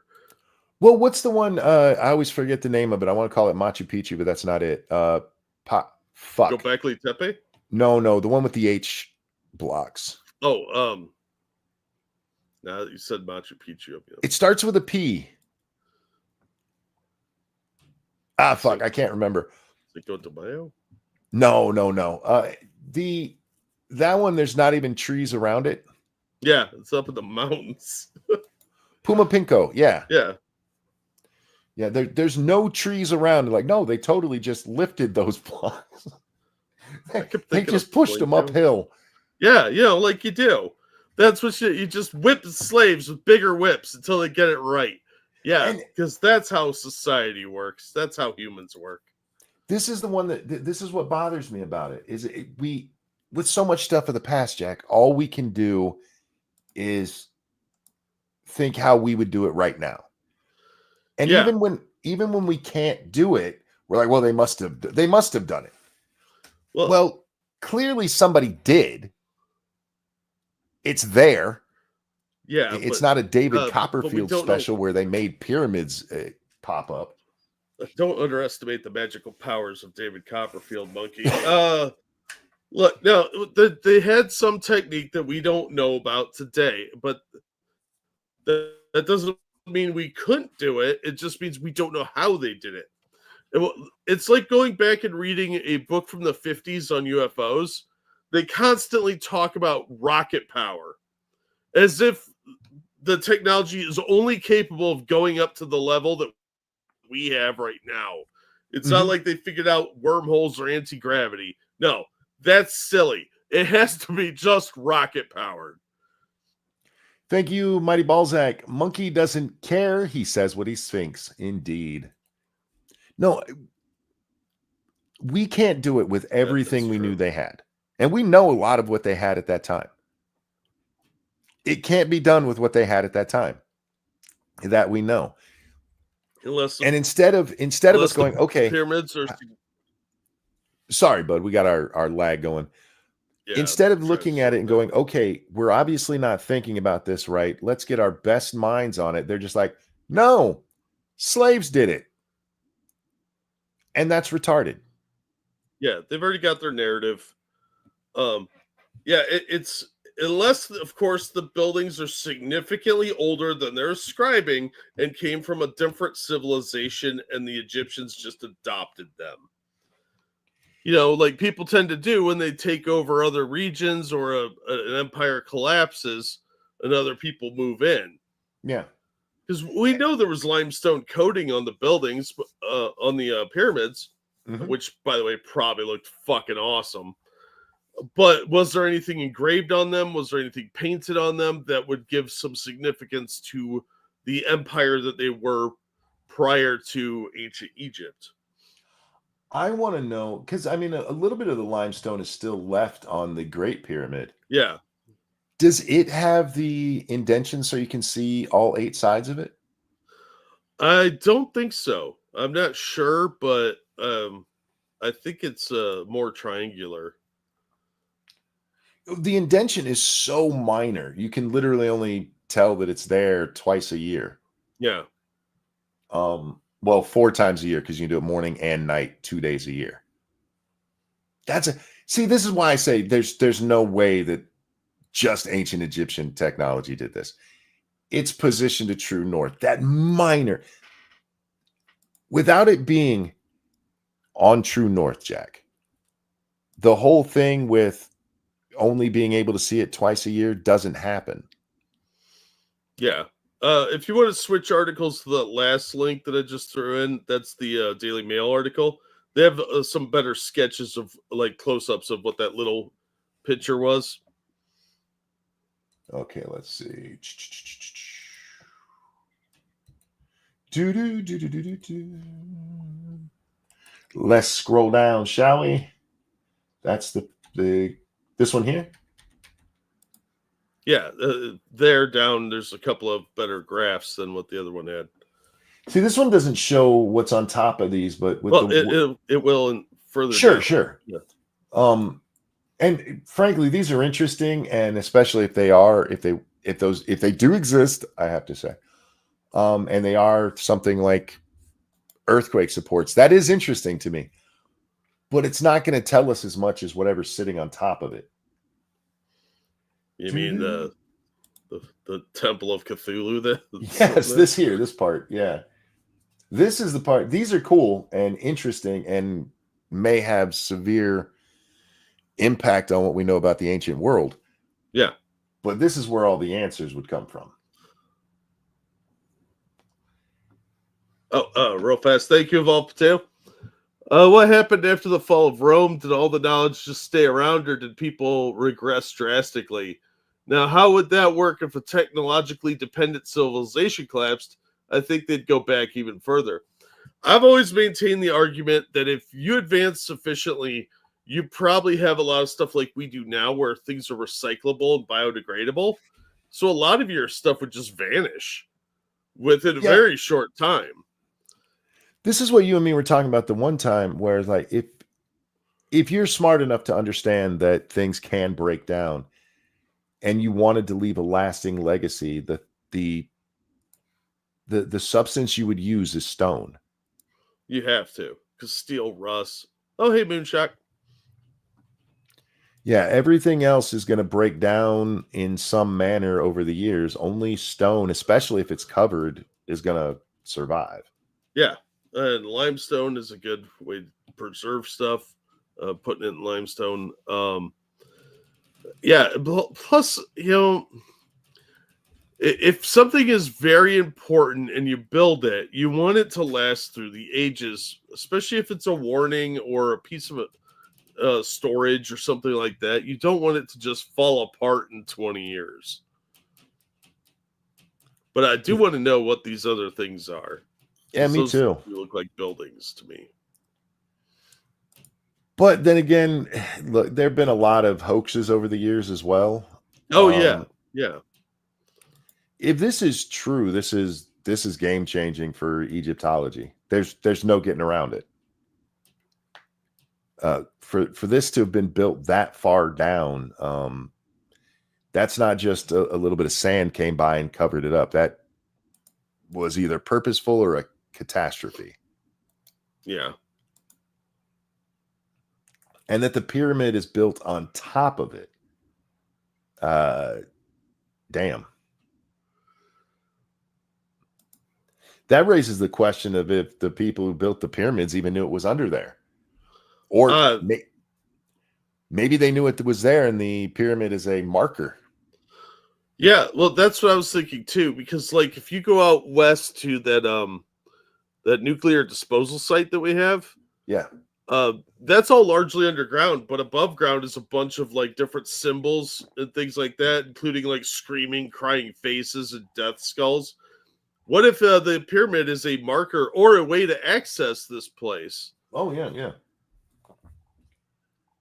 I mean, how long ago was it that they found the Queen's Chamber? That was only what, in the 80s? I think so. 70s, and then the room, maybe. the secret room behind it that they stopped them from looking at for so long with the copper handles on it. Yeah. I mean, that is fairly recent. That's not like people have known the pyramids are there for centuries. They're kind of noticeable. Yeah, but we don't know everything about them, and there's still chambers that we can't access in there. Mm-hmm. The chamber under the Sphinx, and why did they put concrete on the head of the Sphinx to cover up that like manhole area? Not to mention all the Egyptian tombs for the kings and queens that we don't know about. Tutankhamun was found in the 1920s. They thought they had found almost all the existing tombs. So there's still a lot of mysteries buried in the sand out there that for some reason the Egyptian government doesn't really want to look at. The pyramid could easily be a temple. They're not really built for that. I don't know how much you've seen of the inside of them, and there's clear. Well, I don't want to say clear. There's some speculation that it was used for, especially when you get near the top and you have the ceilings and all that. And maybe part of it was used as a temple, but it doesn't make a lot of sense as one. No, I mean, not from the way the temples they had were designed, with the statues and everything. Yeah, if you were talking about the Mayan temples or the Mayan pyramids, sure, we know some of those were used for that. Yeah, interestingly, if you go in the pyramids and you're walking around, you'll notice a distinct lack of soot. So whoever was using this place for hundreds of years did not take torches with them, because there would be smoke and soot residue for thousands of years in there, and there's never been reports of that. That's another part with the temple theory is there's they had no way to light it. Yeah. And there is a theory that with some of the shafts that some light could get in there. Yeah, but would that be those little shafts? Could that really be enough to illuminate where you're walking in that? Probably not. And it would only be in the chamber that it's in. It's not like it's got holes all over the damn thing. Yeah. Now, what if we found out this was like a really old haunted house? You know, like kids would go in with glow sticks and get scared by people jumping out at them. That shit would be awesome. Yeah. Look, the only thing I do know is that the official story is wrong in at least several ways. Yeah, these were not tombs. I don't think they were temples. There was some other significance to them. But the story they're putting out is total bullshit. And just digging a little bit around the edges of it makes it look like bullshit. Yeah, I don't have to know what it was to know what it wasn't. Yeah. Yeah. So, yeah, this is really interesting. This is going to be some shit that keeps me up for days thinking about it. I know, especially because the one picture has like little buildings on it. What? I just thought it was fascinating, the possibilities there. Because, I mean, if they were just structures to compensate for an earthquake, the fact that they knew about plate tectonics or how to earthquake-proof something is mind-blowing. That changes history right there. The interest to me for this is the human possibility, Jack. Yeah. I love the ancient alien things, but it's actually kind of lazy. Because you're not, if all you have left is aliens, I feel like you probably didn't do all the research. Well, it would be more intellectually interesting if it was a civilization that had advanced very, very far and then fell apart and went back into the Stone Age. Yeah. Because that tells us that our ancestors were way smarter than we ever gave them credit for, way more advanced, and there's the possibility that some of their cool stuff is still laying around. Or that they found a way to survive a catastrophe we don't think you can survive. Yeah. Well, humans are like cockroaches. They have a nasty way of not dying when you want them to. So there's that. The possibility of what humans achieved there. I want it to be aliens, Jack, if I'm being honest, because that'd be so cool. That'd be fucking awesome. Yeah. The aliens are like, we're going to build this for you. Millennia in the future, they'll figure it out. Don't worry about it. You guys just go sacrifice a virgin or something, okay? Right. But the human side of it, the human ingenuity that it would take, especially at that time, if we're going to give the Egyptologists credit for, no, it really did come from ancient Egypt. The kind of technology they would have had to have had with their limited abilities and limited resources is mind-blowing. I cannot stress enough that we could not do this today without GPS. You could not build the pyramid exactly like it is. You couldn't do it. It's impossible. And the amount of money and manpower involved, even with modern construction equipment and techniques, you're still looking at a 20-year build, and it would cost a ton of money. We couldn't even tell how on true north this was until we had satellites. Yeah. But anyway, the problem is the placement. What do you mean the placement? Levers, bro, literally just levers. No, not those bricks. Not. Do you understand how big those fucking things are? They're what, 30 tons each? Some of them are as big as 80 tons. Yeah. How they're lined up, but yes, you could push a rock sideways like that with a lever. You're not going to lift it up on top of the other ones. How many? It's not like these were, your modern day trailer park. You didn't have enough people for the leverage you would need for a lever. I know the old saying, give me a lever big enough and a place to stand and I can move the world. And that's a wonderful thought, but it's not something you can actually do. And again, we can't do it. Cranes trying to pick up some of those bricks would fall over, Jack. Oh, yeah. Moving that stuff would just be a gigantic nightmare. Hey, it's just slavery. That's all it was. I'm just not buying it. The stones are too big. The Yeah. distance traveled and cutting them. I think the stuff that we find now that's like partly chiseled in the rock was copies later down the line. Oh, like the obelisks and stuff? Yeah. Yeah. Some of the obelisks were a lot newer, and there's probably some original ones, but a lot of the stuff that came newer that they made with hammers and stuff like that, yeah, you could do that, but it would have taken a significant amount of work to get that moved. They couldn't have done all of this in as short a time as they're claiming. And look, levers is much better an answer than they pushed it on trees. I will give you that. Yeah. But even then, the preciseness of getting it, and look, at this point, we're not even just talking about the pyramids anymore, but many of these ancient megalithic sites, the precise cutting that is done on some of these fucking stones. Yeah, and then moving them into place with precision. Puma, fuck. Yes. That one especially, if you look at the cutting on that looks, you would need diamond tip tools to do that today, to have that level of precision that they have there. Yeah, it almost looks like 3D printing on there too, because there's no mistakes. It's not like, oh, we went a little too far. Just throw it up there. It's fine. Yeah, you get some rounding in the corners, very little though. And some of these have really deep boreholes that are really tiny. I mean, you're talking small boreholes in this, Jack, that are, I think they're 6 to 8 inches deep, something like that. Which with today, again, you probably need a diamond tip drill to do it at massively high speed to keep the drill from breaking. Yeah, but even anyway. then you're talking like overheating issues after a little while.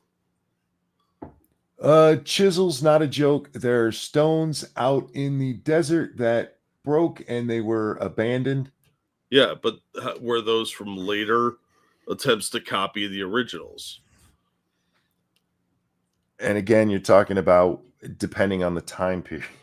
We could recreate the H blocks now. We couldn't have done it 100 years ago. I don't think we could have done it 50 years ago. That'd be really pushing it. Yeah. A lot of it really does look laser cut. And I know that chisels are the answer that's always given by the skeptics. But no. Yeah, we beat it with brass. Excuse me. Thank you, Dixie Rose. It could be that the aliens won't come back until we figure out these secrets. That's true too. If it was aliens, yeah, that the secret might be that that's how we get a hold of them, and that's when they realize we're advanced enough to Star Trek this shit.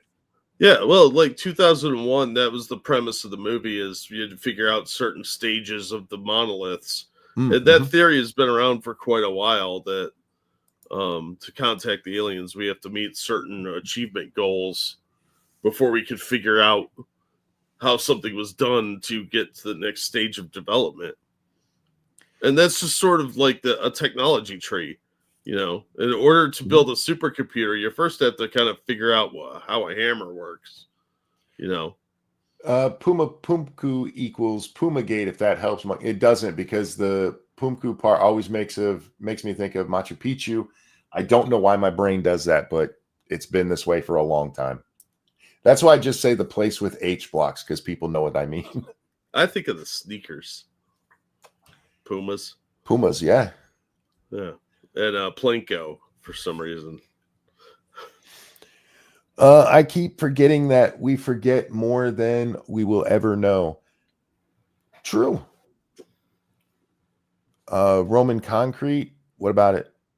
Roman concrete was far superior to modern concrete. Oh, yeah. That's see, and BB, this is why it's important to me. If the ancient world could figure out something like how to move an 80-ton block precisely into place, imagine what we could do with that knowledge and our existing technology. Imagine what we don't know. Just imagine what we could have done with what we could do with that knowledge if everybody wasn't just poo-pooing everything. The Egyptians could help solve a lot of this shit. Just let us dig. But they're like, nope. That hole on top of the Sphinx was totally put there by grave robbers. Yeah. Yeah? Well, what were they robbing if you're telling me there's nothing under there?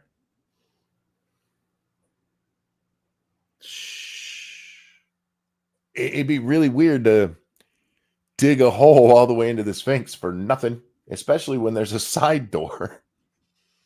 Well, they go to different chambers. See, that the one in the head leads to the command control center. It's really just a giant morpher left over from the Power Rangers of the ancient past. No, how dare you? It's a Voltron. How dare you go to Power Rangers? Because I knew it'd set you off. Voltron was much cooler than Power Rangers. Yeah, no Battle of the Planets, though. Plus, they had the fat guy on it. It makes me feel like I could be a hero. Remember the fat guy, the little green one? Or was the green one the little nerdy guy? I don't remember. It's been so long since I've seen Voltron. The fat guy was green. They all kind of blur together after a while. You had the cool guy who was the leader. He got to use the head. You had the two chicks who were interchangeable. And then you had the fat guy and the nerd kid. And that's how I remember their names. Anyway.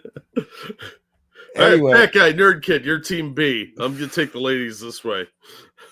Dark Conservatarian, thank you so much. Hey, guys, I met Don Bluth Saturday. He was flattered that I liked Pebbles and the Penguin growing up. Pebble and the Penguin growing up.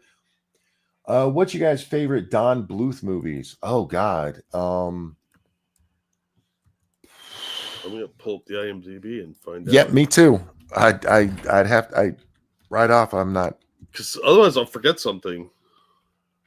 I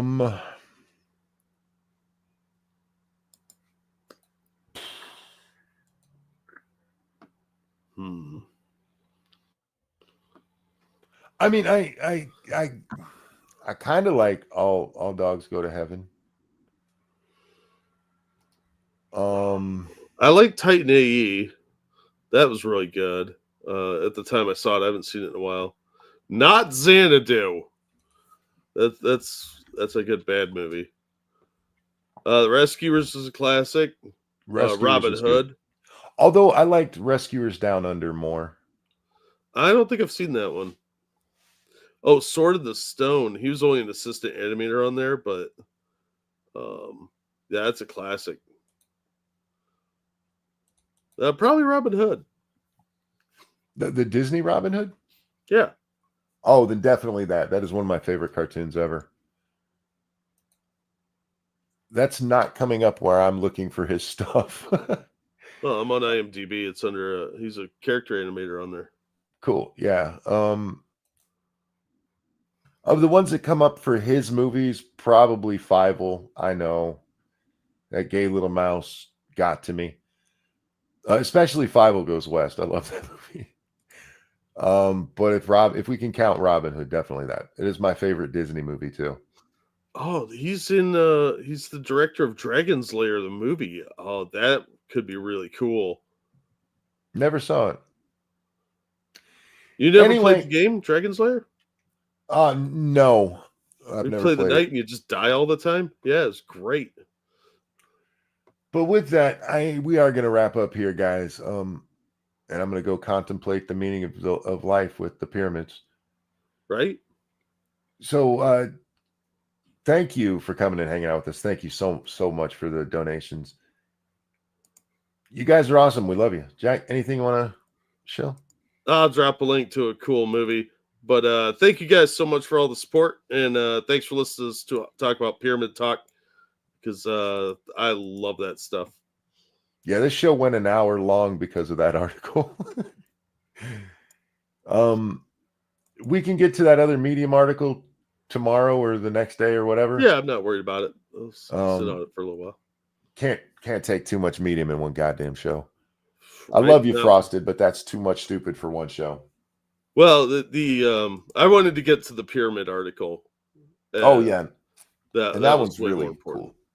Yeah, And I love the idea that we used to be smarter, Jack, or had some things that our high tech world just can't figure out. That's amazing to me. I love that there's still mysteries in the world to find out and explore. And if we found an ancient civilization, that would be fucking amazing.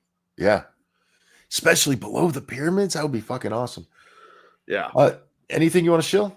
I already dropped some links in the chat. As always, thank you guys so much for the donations and coming out and watching the show. In a little over an hour, P Dog's going to be doing his 1500th show. Go check that out, guys. It's on the P Dog Night channel. Give him some love. And with that, Jack, a pleasure as always, my friend. Always glad to be here. Ladies and gentlemen, take care of yourselves. We love you. We'll see you next time. Bye now. Bye, everybody. I've been working on the railroad like a dead Chinaman.